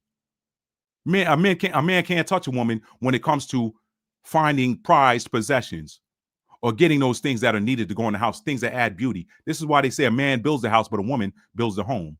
This is why Luther was, a chair is still a chair, even when there's no one sitting there. A chair is not a house and a house is not a home. Okay? He's talking about having a woman there. You can't have a home without a woman. I don't care how big a man's house is. It's not a home unless a woman's there. That's that Taurian part of Venus. She's going to add that value. Venus rules over the second house of values, valuables, treasures. Okay? The feminine half of Venus is Taurus, which rules over the second house, which might explain why women are so much better at collecting things of value and of beauty and in doing self-care than any man. Also, this may explain why there are more women than men. I believe that this is necessary for there to be balance in the physical realm. Earth is the physical realm. If the ratios were flipped and there were more men than women, birth rates would rapidly decline. And in time, there would be no life on Earth. So a lot of us that have been, let me say that, let me include myself in that. A lot of us that have been under that spell of Western marriage / forced monogamy. There's nothing wrong with monogamy. There's something wrong with forced monogamy. When somebody tells you this is how you have to behave, because that's not biblical. That's not biblical. I'm gonna give you an example in the end here. Okay. So if the roles were flipped and there were more men than women, birth rates would rapidly decline. And in time, there would be no life on Earth because there would eventually be no portals through which souls could enter into the physical realm. This is why there are more women than men. God did that to create balance. He did that to create balance. Women also outlive men. I ain't gonna get into the ratios. People say single women live longer than married women, and single men have a shorter lifespan than married men. I ain't gonna get into that part, that argument, whatever. But those are just some notes that I added because I figured somebody might come in the comments, and I haven't read the comments yet, so I'm being preemptive. There you go. All right. So that's that. Now, that is pretty much my breakdown for tonight. My breakdown. I'm gonna come with the bonus now because I just talked about how that part is not biblical. But in a nutshell, I'm gonna wrap this thing up in the end. Remember, God has a perfect design for relationships and is illustrated using simple math. The God particle is the zero. You need those two things present for there to be a godly, quote unquote, godly union. You got to have opposing polarities, masculine and feminine, male and female. The scripture says in the beginning, he made them male and female, a plus and a minus. Okay. And guess what? They have to be matching numeric frequencies. So if that male is a +9, that female needs to be a -9 because it's got to come back to zero for there to be balance. If it doesn't come back to zero, it's not balance. You never heard of an atom with 2 protons and 1 electron. Doesn't work. It doesn't work.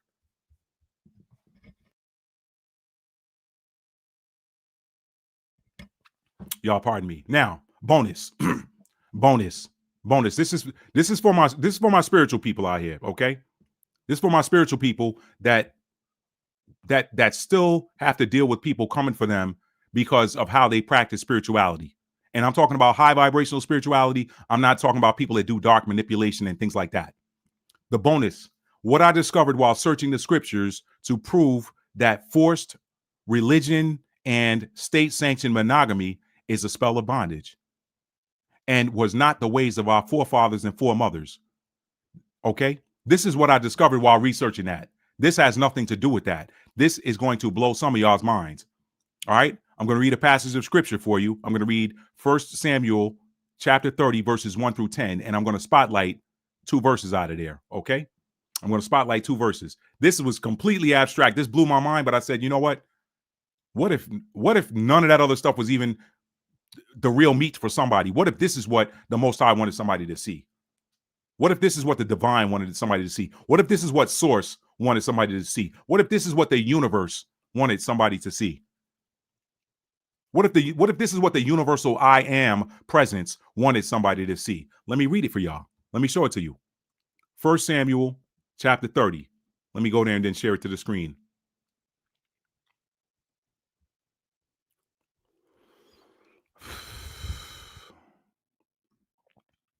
All right, 1 Samuel chapter 30, verses 1 through 10. Let me share this. Thank y'all for being here tonight. I know that this is a different message, and again, I probably lost some of y'all, but it is what it is. I'd rather put a smile on God's face and put a frown on my neighbors than put a frown on God's face trying to put a smile on my neighbors. I don't move like that. I'm here on assignment, and when I'm done, I'm gonna get my reward. That's what I'm working for. I'm working for my reward. Anyway, let me keep it moving.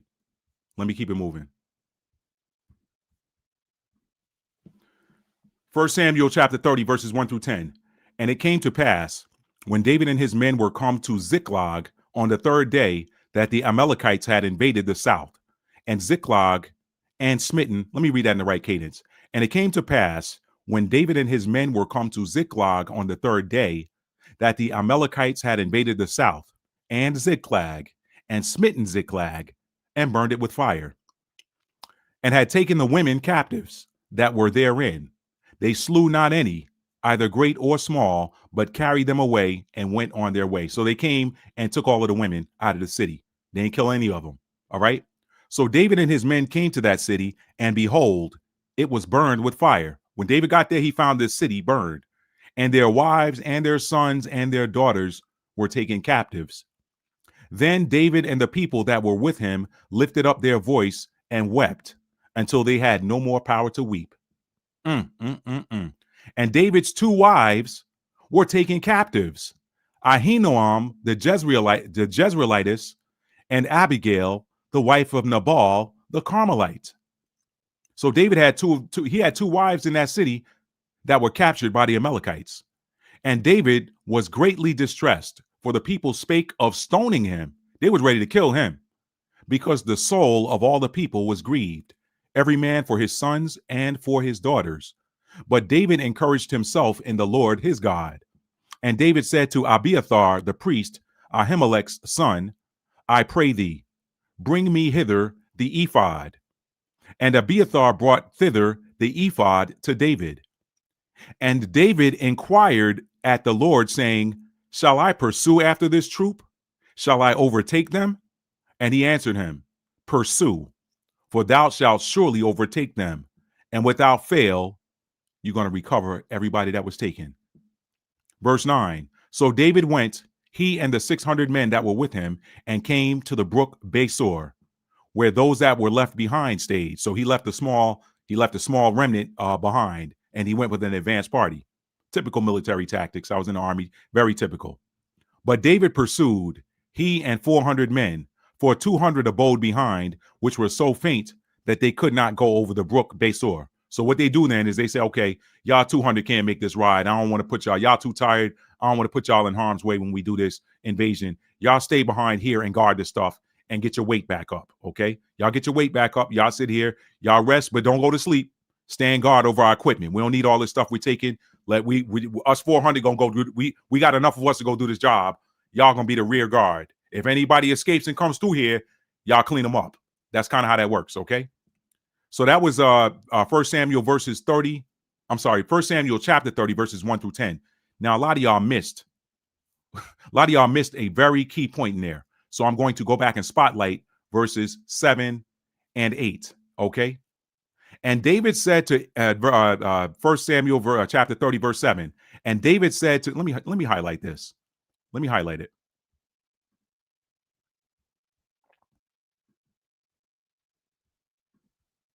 Thank y'all for being here.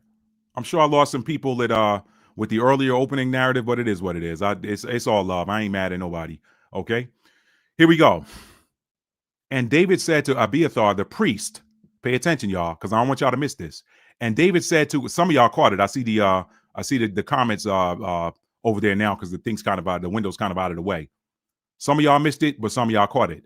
And David said to Abiathar the priest, Ahimelech's son, I pray thee, or I'm asking you, please bring me hither the ephod.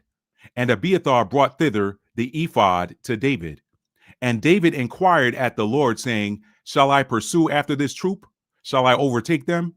And the Most High answered, pursue them, for you shall surely overtake them, and without fail recover all. So you're going to get back everything that was taken away from you. Now, let's put this down for a minute, because y'all need to understand what happened here. Because there's a lot of people. No, I'm gonna shut up.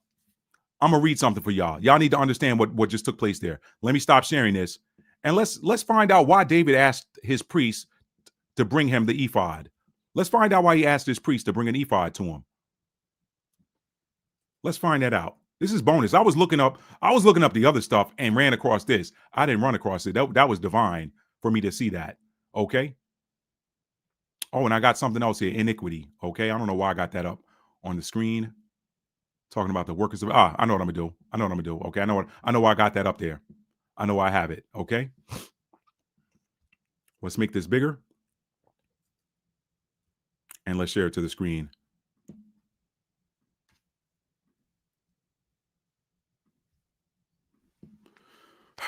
So I did a DuckDuckGo search on what is an ephod. Y'all pay attention. Let me make sure this is shared to the screen. Yes, it is. Good. An ephod is a type of apron or garment worn by the high priest of Israel. So David told his priest to bring him the ephod. Bring it to me. David's the king. He said, bring me your ephod. An ephod is a type of apron or garment worn by the high priest of Israel, as described in the Hebrew Bible. It was made of fine materials and often included elements for ceremonial and oracular purposes. Oracular. The key word there is oracle.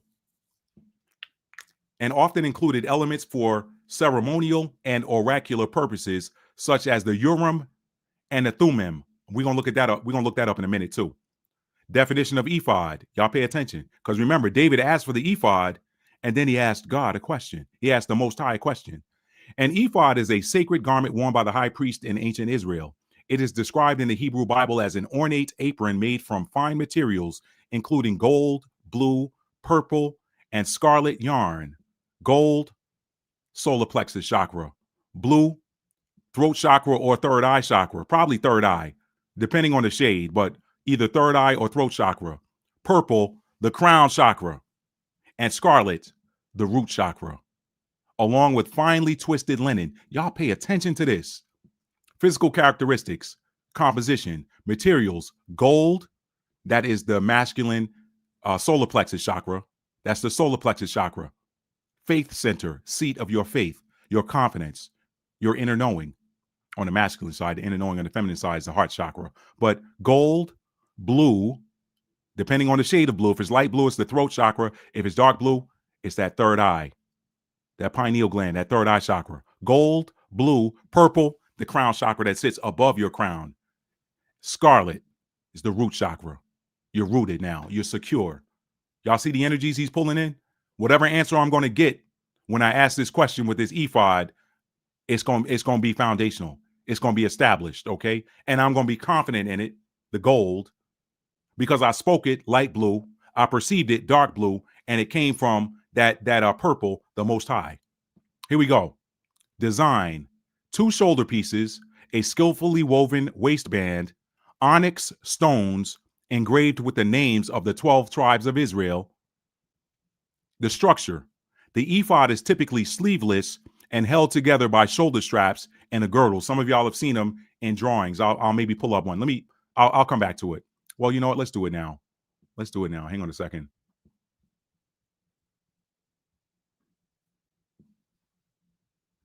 That's the ephod right there. That's the ephod. That's what it looks like. Okay. According to the artist's rendition. Now let's go back over here. Did that show on the screen when I switched it? Let me just make sure, y'all. Okay, y'all can see it good. So the structure, the ephod is typically sleeveless and held together by shoulder straps and a girdle. As you can see there, sleeveless and held together by shoulder straps and a girdle. Same here, okay? With the breastplate of 12 crystals, all right? 12 crystals. Secondly, it is often associated with the priestly breastplate, which contains the Urim and the Thummim, used for divination. Used for divination. Functions and significance. Religious role. The ephod served as a symbol of the high priest's role as a mediator between God and the people. Mediator, medium, channeler. It was worn during ceremonial occasions, including offerings and inquiries to God. Oracle use. Auricular here, I'm going to say oracle. Oracle use. The ephod was also used for divination, particularly in conjunction with the Urim and the Thummim, allowing priests to seek divine guidance. Let's jump over here and see what the Urim is. Urim. Urim refers to a component of the ancient Hebrew priestly breastplate used alongside Thummim for divination or seeking God's will. Together, they are often interpreted as representing lights and perfections or revelation and truth. That scarlet, that purple, that's the crown chakra. That blue, that's the third eye. If it's dark blue, it allows you to perceive the messages that are coming in. That gold, that's the solar plexus chakra. Now you know what? I'm confident in this answer I got. And then that red, I'm now rooted. I'm rooted and grounded in this information that came down through my crown, down to my root. From the crown of your head to the soles of your feet. Definition of Urim.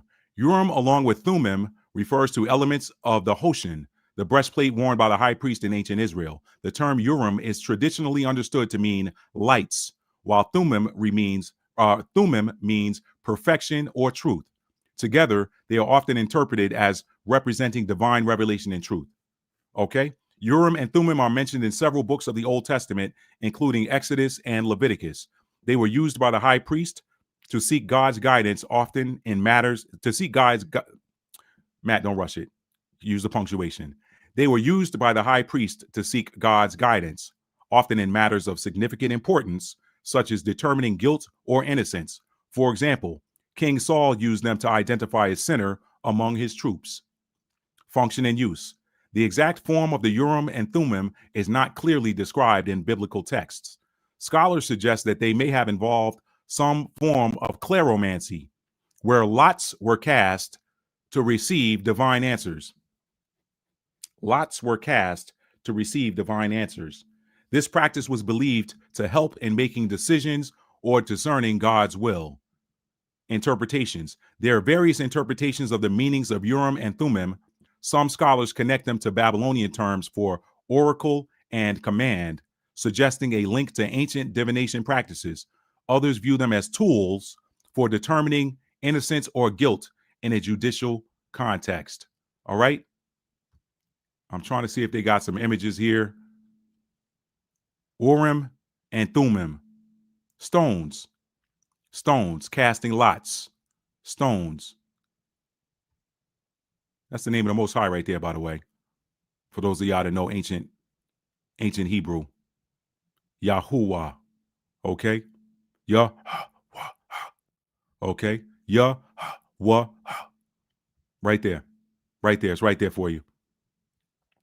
Breastplate and Urim and Thummim. The gold breastplate of judgment hung from chains of pure gold, twisted like cords. In the breastplate were the Urim and the Thummim. All right. What were the Urim and Thummim? So these were stones that they used in order to, right here, Exodus 28 and 30. And thou shalt put in the breastplate of judgment the Urim and Thummim. They shall be upon Aaron's heart when he goeth in before the Most High. The Urim and the Thummim was God's answer for yes and no questions. Urim means light, and the Thummim probably means darkness.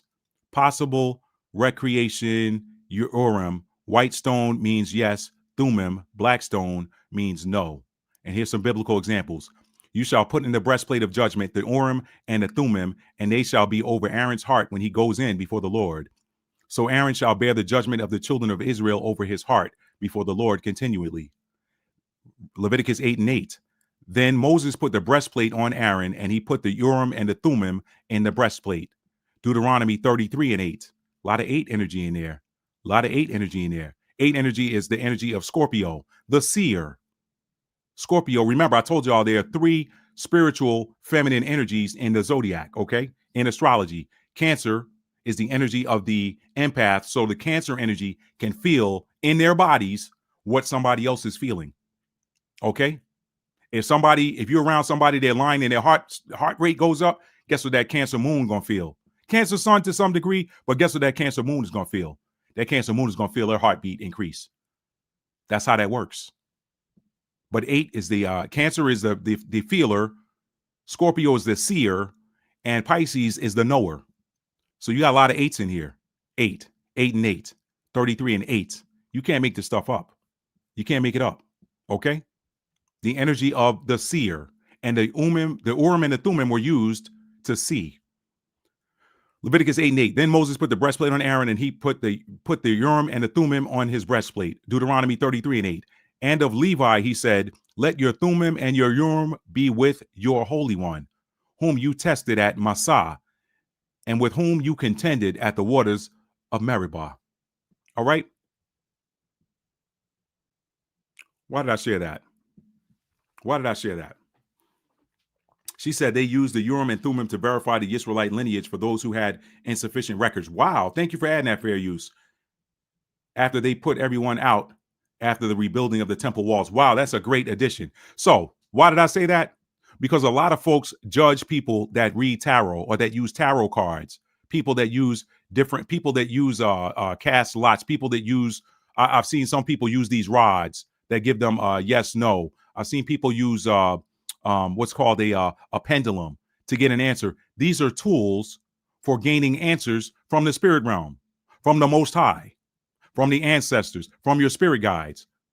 But folks who don't know, who are in church every Sunday and don't read their Bible and don't understand what they're looking at, they're the first to cast the seed of judgment or to cast the stone of judgment at somebody when the very people that they deify in their minds used similar practices.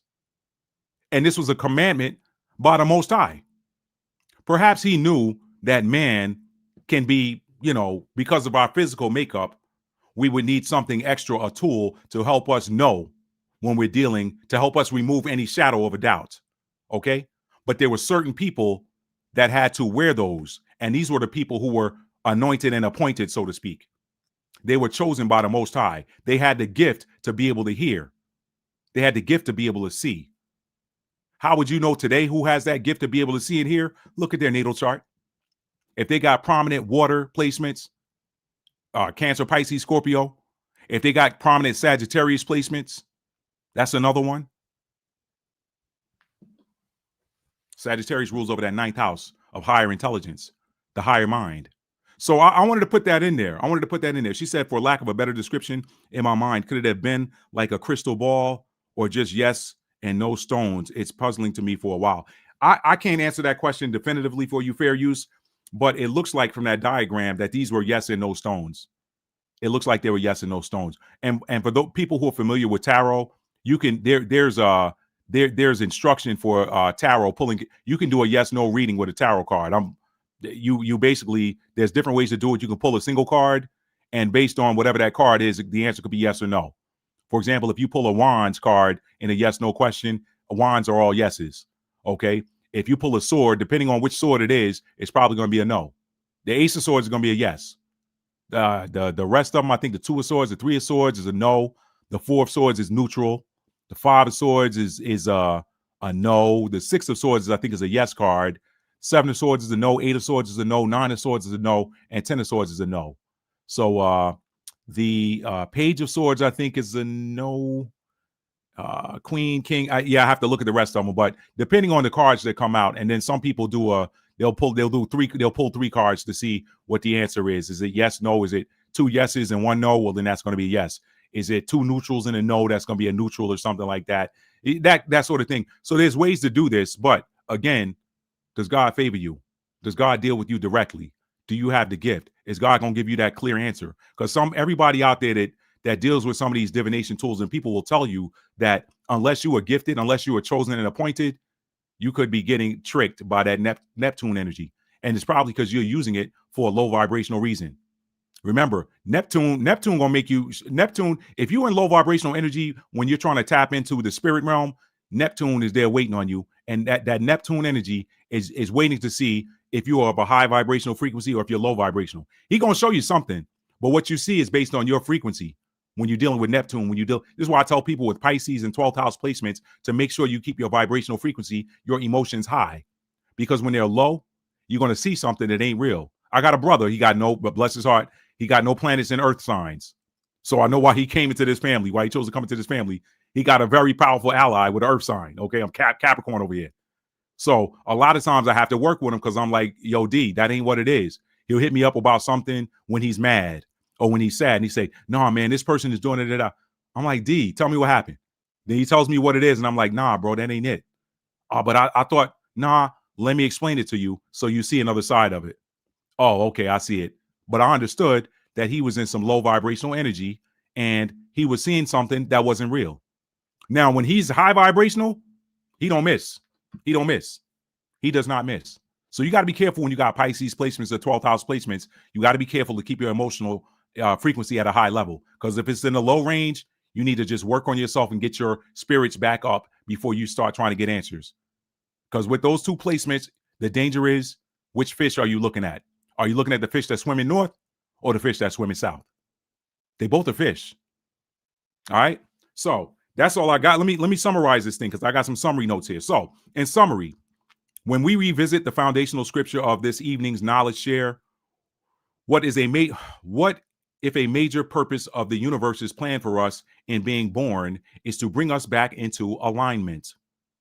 Are some of us born into this life because we ourselves need realignment? Do some of us come here to serve as tools of the universal I am presence, tools that the eternal ruler of rulers uses to bring the earth realm back into balance? Consider these things I'm saying, y'all. To bring certain lineages and bloodlines back into balance.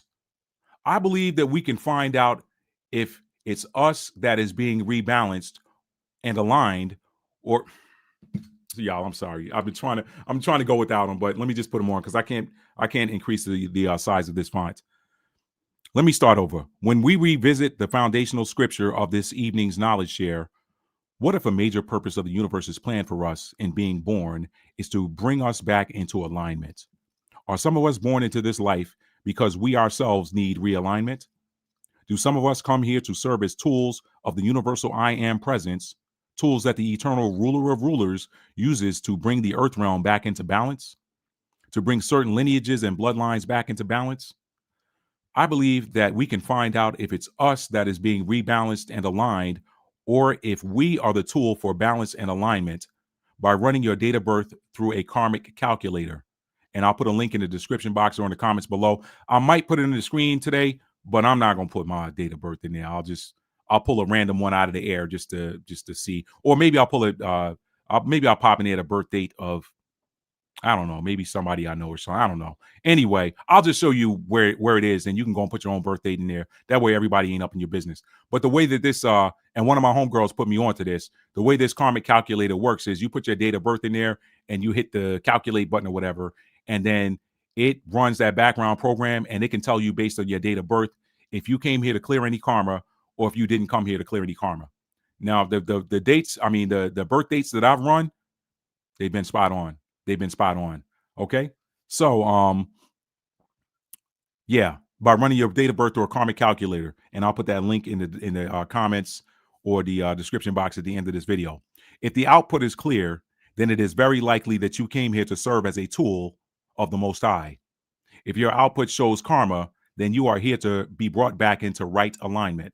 So some of us came here to restore balance to our bloodlines, to our lineages, okay? And then others of us, we came here to get put back into alignment because we did something in another reality or another plane of existence that knocked us out of alignment. We can also see an example of who is here to be a tool for balance versus who came here to be rebalanced or brought back into right alignment by looking at the movie The Wizard of Oz. Remember in that movie, Dorothy fell asleep in Kansas. And during her sleep state in Kansas, she was born or placed into the land of Oz. Now, let me take a minute to talk about what she did when she got in that land of Oz. Because the first thing that happened when she got there was the house landed on the Wicked Witch of the East or the West, whichever one it was. The house landed on that Wicked Witch and killed her. So right then and there, Dorothy came in there to bring things back into balance. They had two wicked witches and everybody was scared of them. They had two wicked witches, a good witch that did nothing, and a good witch that tried to help. Okay. So that's a 2-on-1, really, because the one that ain't doing nothing, she might as well not even be there. Okay. The one good witch that ain't doing nothing, she might as well not even be there. So you had an imbalance of dark to light. As soon as that house landed, it landed on one of those witches, and that brought things into balance. So now you got a good witch and a bad witch. Okay. But so there was still more that needed to be done. There was still more that needed to be done. Okay. So think about it. When she fell asleep in Kansas and she was born into the land of Oz, one, it resulted in the death of one evildoer, one worker of iniquity. I'm gonna bring up that. Let me bring that up again for the people who y'all hear me call it inequity a lot. I want to share something with y'all. Let me share this with y'all because I brought this up on the screen so y'all can see it. Because y'all often hear me say that the workers of iniquity are agents of imbalance. They exist to keep the earth out of balance.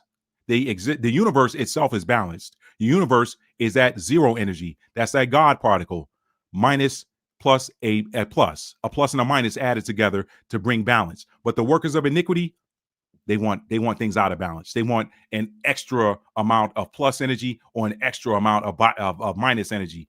They don't want a balance in energetic frequency. So you can call them, the Bible calls them the workers of iniquity, but what religion has done to us is made us think that the iniquity is some thing that's like just pure evil or whatever. Like in my church growing up, I grew up Pentecostal, holiness, whatever, Church of God in Christ, all that. They defined iniquity as secret sin. And I just grew up believing that, not knowing that iniquity is really inequity. And I'm going to show that to y'all on the screen right now.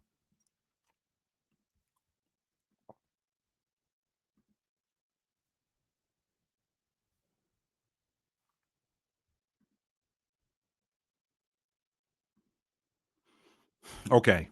Iniquity. Yeah, forget it. Circa 1300, iniquity is hostility, malevolence, or a hostile action. That's what most of us think, but keep going here. Let's watch it. Wickedness or an unfavorable situation. But here's the part I like. From Latin, iniquitatem, or nominative iniquitas, which means unequalness, unevenness. Okay? Unfavorableness, unfairness. That goes against injustice. Remember, I'm always reading the 7 principles of Mayat.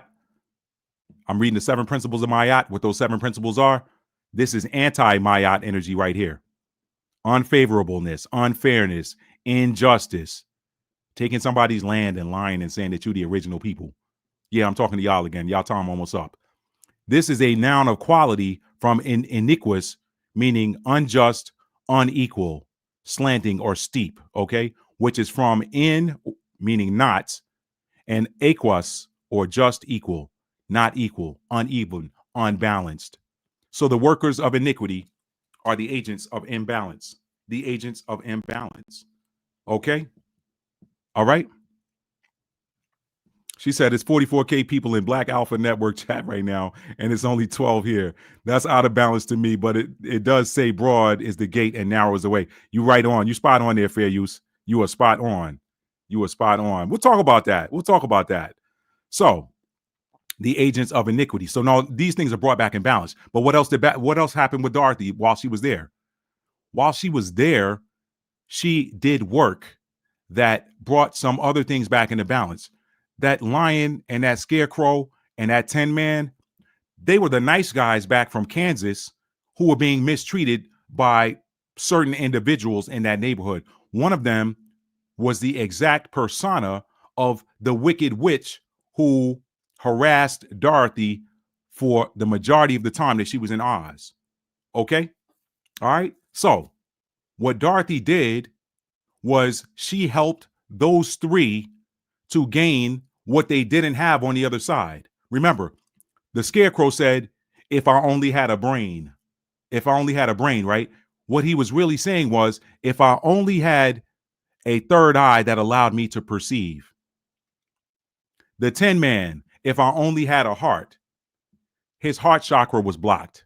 He needed to be able to feel. He couldn't feel. He wanted to know what it felt like to feel. If I only had a heart. So she helped to bring his heart chakra into alignment, to unblock his heart chakra. And then you had the lion, the cowardly lion. He was looking for courage. The lion is the ruler of what?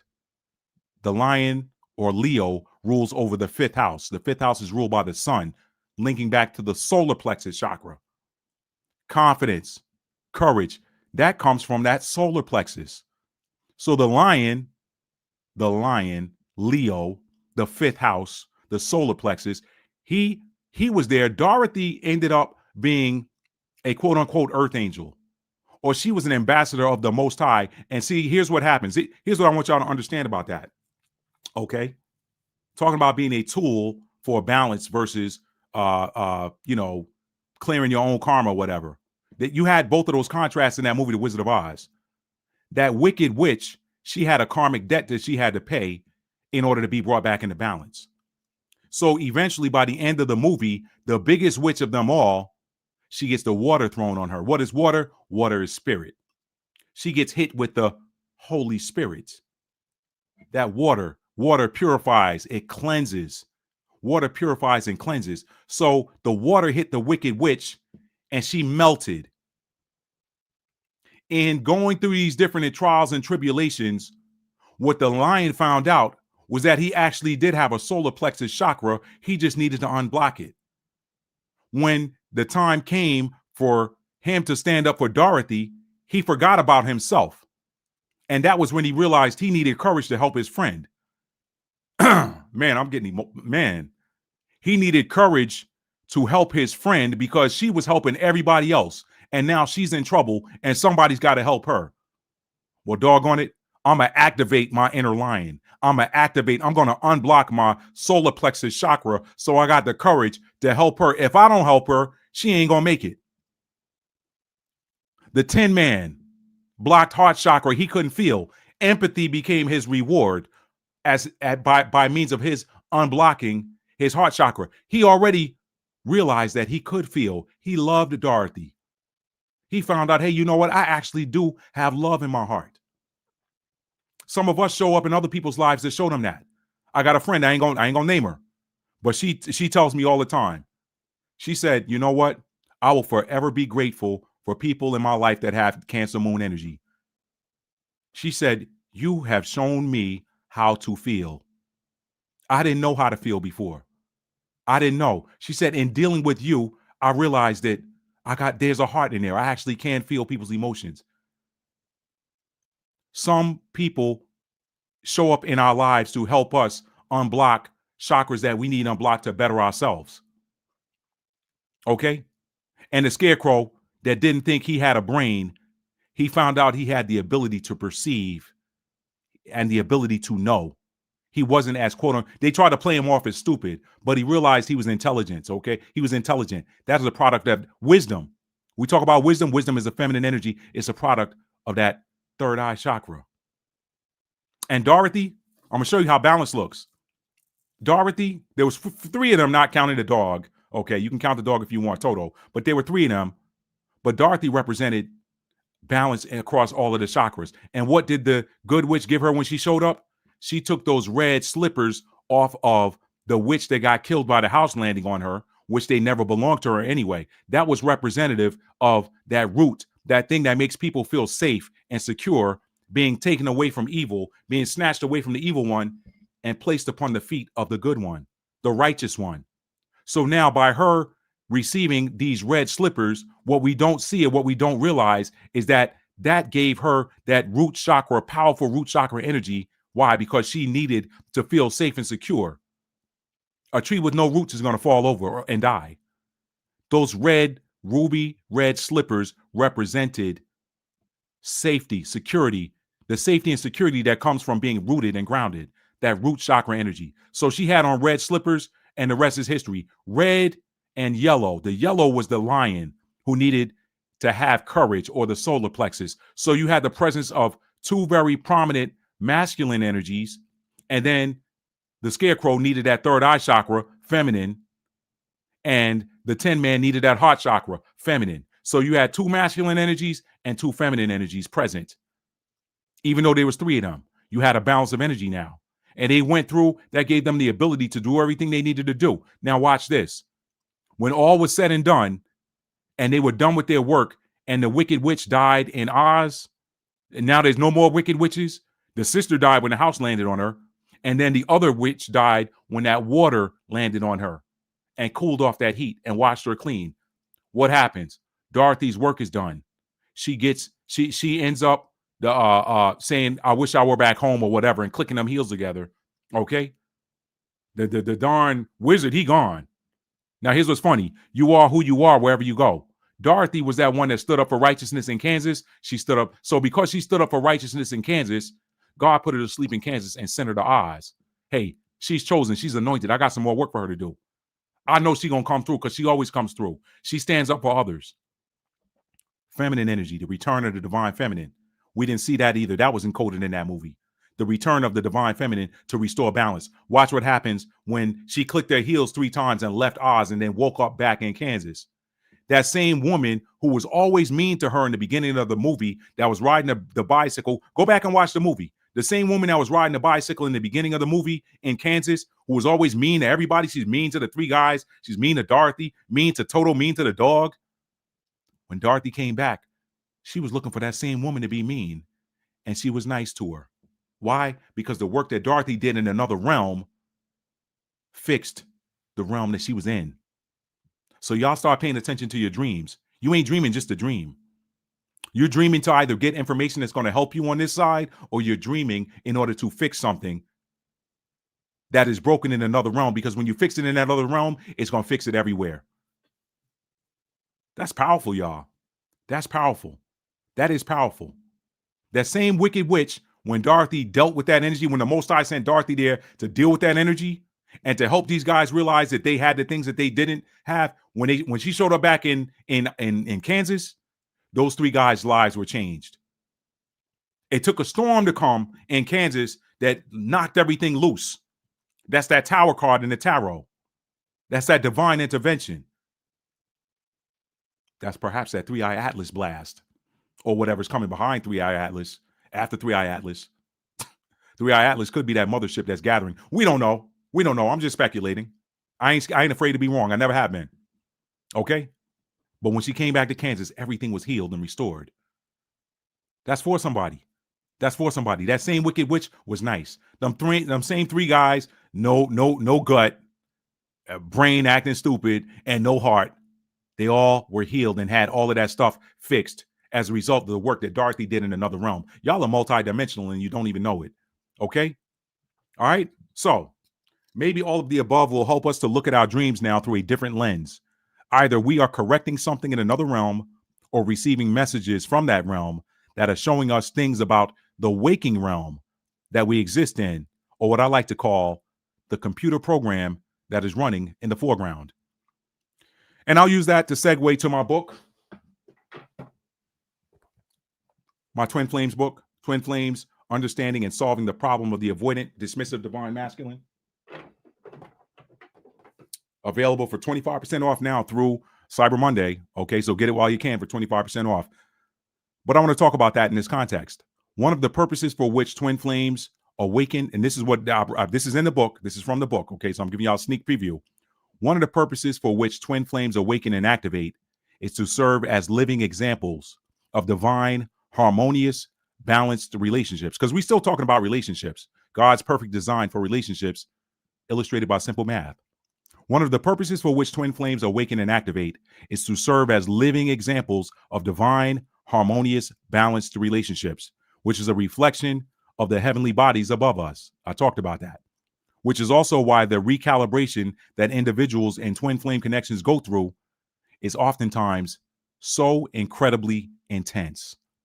Twin flame connections can be described as painfully beautiful, and the pain is due to rapid, condensed correction of lifetimes of falling out of calibration. This book was conceived and published to assist those who are party to either twin flame or high-level soulmate connections to bring about the inner calibration and alignment of masculine and feminine energies that are required to restore balance within partnerships, which will in turn help to restore balance in the earth realm. One does not have to look very hard or study long to see that the types of relationships that are being promoted by the Prince of the Air, aka social media, radio, music, television, and film, are by and large dysfunctional. Y'all read the book of Enoch. Y'all know what that word dysfunctional and how serious the Most High takes things that are dysfunctional. Go read the book of Enoch. Dysfunctional, he be ready to get rid of dysfunctional. I'm going to try to correct it. If we can't correct it, I'm going to get rid of it. One does not have to look very hard or study long to see the types of relationships that are being promoted by social media, radio, music, television, and film, aka the Prince of the Air, and to see that they are by and large dysfunctional. And that's where I was supposed to show y'all the etymology of iniquity, but I showed it to y'all in advance. So you saw iniquity, out of balance, okay, unequal. If you identify with the term twin flames or soulmates, or think you might have someone out there whom your soul is calling out for, but have not yet met, that book is a great resource to help you with your current connection or prepare you for the one your soul is calling in. And it is on sale right now for 25% off through midnight, December the 2nd, 2025. In fact, any book on my collection you can get for that 25% off, okay? So give yourself the gift of knowledge and or entertainment by shopping my collection at www.talfordarts.com. That's all I got, y'all. Let me read these comments, and we're going to call it a wrap. Thank y'all for being here tonight. I appreciate each and every one of you. Let me go back up and take my medicine because I'm sure some of y'all probably gave it to me. So let me go up and take my medicine, all right? Let's see. Where did I leave off? Take up space, Sister Tony. Take up space, says Tony Jones. I might have to check that out. Fair, you said I'm exhausted, y'all. You ain't by yourself there. I promise you. You are not by yourself.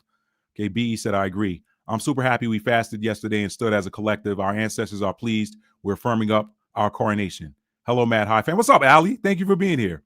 Okay, Capri 10 said Thanksgiving was a Sabbath for me. First quarter moon. Gotcha. Yeah, it is a first quarter moon.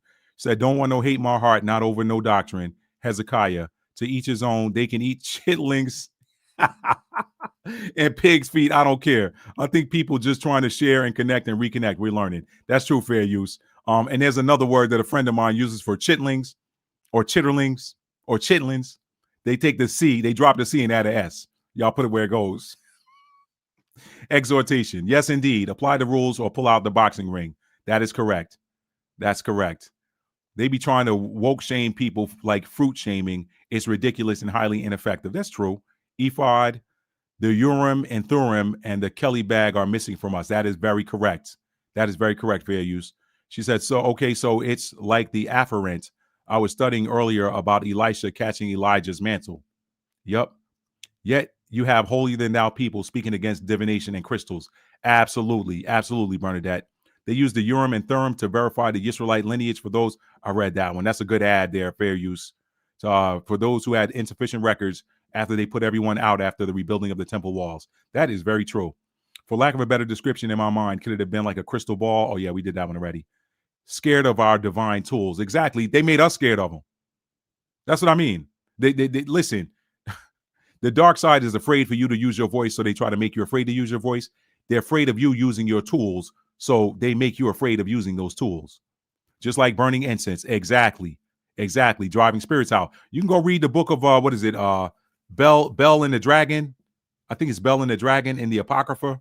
And it talks about how the angel told that one son. I did a video on that. The video was a live stream a couple years ago that said, is the use of crystals and incense evil or something like that. And I gave that example out of scripture where the angel of the Most High that was sent to escort this young man to this location to join two families, and every person that woman that he was going to marry, everybody died in the bedchamber, and he was sent there. He was the chosen one. I talked about that. Everybody had to die in the bedchamber before he got there, but to make sure he didn't die, he had a twofold purpose. One, he was supposed to join those two lineages together, and two, he was the one that was going to drive that evil spirit out. So it had to be him. Go read the book of Bell and the Dragon in the Apocrypha, and you'll see that the angel said, pull that fish out of the ocean, pull that fish out of the water, okay? Pull him up on the shore, gut him, put his guts in a bag, hang it up in the tree so no wild animals get it. We're going to eat the fish, and I'm going to show you what to do with it when we get over yonder, okay? When he got over yonder, he told him, take these fish guts and put it in that dish or whatever they use for burning incense and fragrant oils and light it on fire. And these fish guts, the smoke of this particular fish gut is going to drive that evil spirit out, and it'll be gone forever. Okay? Y'all talk to me. Go read it. It's Bell and the Dragon. It's in the Apocrypha. Okay? Let's see. She said, right now I have to sneak and offer my burnt offerings because I know the Christians here in the Holy Land would burn me at the stake like I'm a Salem witch. You ain't never lied, fair use. You ain't never lied. Okay? She said it's 44K people in the Black Alpha Network chat right now. You know what? I'm gonna chalk it up to the. I gotta guess that channel probably has over 100,000 subscribers. My subscriber base is small, but one thing that I used to lament how low my views were, my view counts, and a couple things were brought to my knowledge. One, this platform plays with view numbers. So the view numbers on the videos for certain individuals are higher than what YouTube shows them. And I think that's done on purpose to discourage them and try to get them to shut down their channels. Okay. So I think that's in part by design there. But something, I'll share this with y'all. I don't always share what my personal conversations are with the Most High, but I will share this with you all.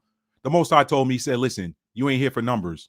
You're here so that others that need to get this message can hear it. There's people that watch me with much larger platforms. They watch me and I hear some of the same things that I drop on this channel that I've never heard on theirs before. I hear them mentioning these things. So I'm doing what I came here to do. They can get it another way. And here's the funny thing. This is how the Most High hides stuff. The people that have these much larger platforms that come and make what they learned here their own, they put it in their own words and spin it on their channels and spit it out and put it out there. They cast a much wider net than me. So the message is still getting out. And I don't need it. I don't need any credit for this. I'm getting mine in the heavens. Y'all gonna see me. When this thing flip, I promise you, y'all gonna see me. Y'all gonna be like, wow. Y'all gonna see me. Y'all gonna see me. So I ain't worried about this stuff right here. I'm not. But I appreciate your adding that, fair use. It lets me know how you feel about me. So I really appreciate it. Thank you. She said, I'm happy to see people coming together on something. Yep. I'm going to have to go back and watch The Wizard of Oz. Yeah, you'll see these points when you watch it now. What's up, Lady Dagger Status? Thank you for joining. She said, like Elisha asked to inherit a double portion of Elijah's gifts. So I'm definitely all for it. Yep. Fair you said, no, I haven't seen Wicked. I haven't seen it, but I heard there's some nuggets in there. I didn't want to watch it at first because of the title, but y'all know how these things are. So, what I do is I go by the energy. I don't like the name of something, I won't watch it. But if I don't like the energy of the trailer, I won't look at it. Okay, I didn't see the trailer, but I'm hearing that this is another spin on or an additional some backstory on The Wizard of Oz. So I'll probably watch it. I think it's on Amazon Prime Video right now. Let's see. Wicked 2 is coming out. They switched up some stuff. Oh, okay. I didn't see that. I'm going to make sure I watch the first one. She said, I remember being scared of the flying monkeys and the Wicked Witch as a child. Them flying monkeys were scared. They were scary. I remember that. They were very scary. Well, it swung by Jupiter to pick up somebody. Wow. I never put together that fixing in one realm connects the other. It does. It does. We're multidimensional. I used to work in IT support. When there was a network outage for certain companies, a lot of times what we would do is we work and find out the what's the word I'm looking for? The word's escaping me right now. The offending server. When we found the server that had the problem and fixed that server, it fixed replication throughout the whole network, and the replication throughout the network was restored. So a lot of times you'd have a network of hundreds of servers that was stymied, and these could not replicate information. They were not getting updates, and they're losing thousands, if not millions, by the minute. You get in there and you fix that. You find out which server is the problem. You restore that server to proper functionality, and it restores the entire network. Okay, so that's the way these things work. All right, let's see. All right, let's see. Bale and the Dragon. That's it. Fair use. Said, LOL. Oh, it's someone in the chat. Fair use. Scroll in chat, and I will see you. Sanosh. Yeah, that's BE royalty. Haven't heard that before. Anything in the Hebrew, but I would like to know if so. All right, and sometimes I say akoti, and that's commonly used. It's all about the content, quality over content for me. They just over there roasting tethers. The first one has lots of singing compared to the second. They say I haven't watched it, but yet my daughter has and said it was shockingly good. All right, y'all, that's it. Somebody let me know what's up with them red heifers over in Israel. All right, or over in Isn't Real, because I did that video some years ago when they first dropped that story about those red heifers being delivered over there, being dropped off from that ranch in Texas. And I told y'all what kind of red heifers I deal with. All right. It's a joke. Partially. I don't deal with them. I'm just saying my preference for red heifers. All right. Y'all watch that video. I'm not going to repeat that here. It was hilarious. I was trying to be funny, working on my comedy. All right. All right, y'all. That's all I got. Thank y'all for being here tonight. I really, truly appreciate each and every one of y'all. I hope that y'all got something out of tonight's video. If you haven't done so already, please hit that like button on your way out. And if you're new to the channel, you like being entertained, educated, informed, uplifted, inspired, hit that subscribe button. And I thought they said they weren't any good anymore. They aren't, Lady Dagger Status. That's exactly why I brought that up. See, I try to tell you, man, the dark side does not have the ability to create. The only thing they can create is a false narrative. And they use that false narrative to get the real creators, the real conscious creators, to create the world that they want and the prison that they want to put you in. But we're awake now. We ain't doing that no more.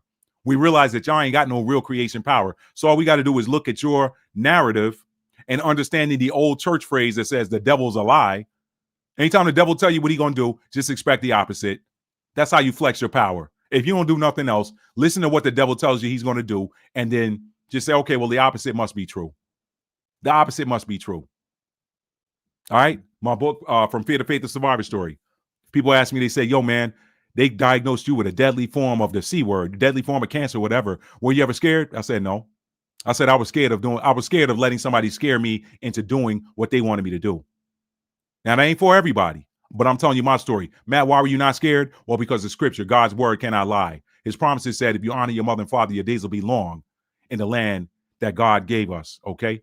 So guess what? I've always honored my mother and father. And I know that God's word can't lie. So I did the math. I said, okay, this thing did not befall me to take me out. I'm supposed to do something with this. I'm going to recover this. It's not a matter of if, it's when. And here I am.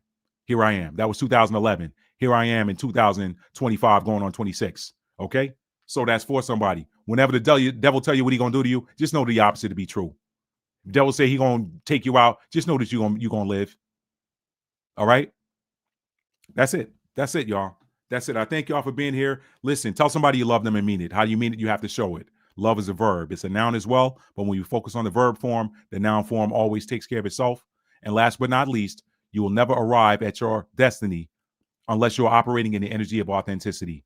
Be who you are. Your destiny awaits you. Ain't no such thing as destiny swapping. Nobody can have your destiny. They can trick you into delaying it, but nobody can have your destiny. Your destiny belongs to you. It's got your energetic frequency signature attached to it.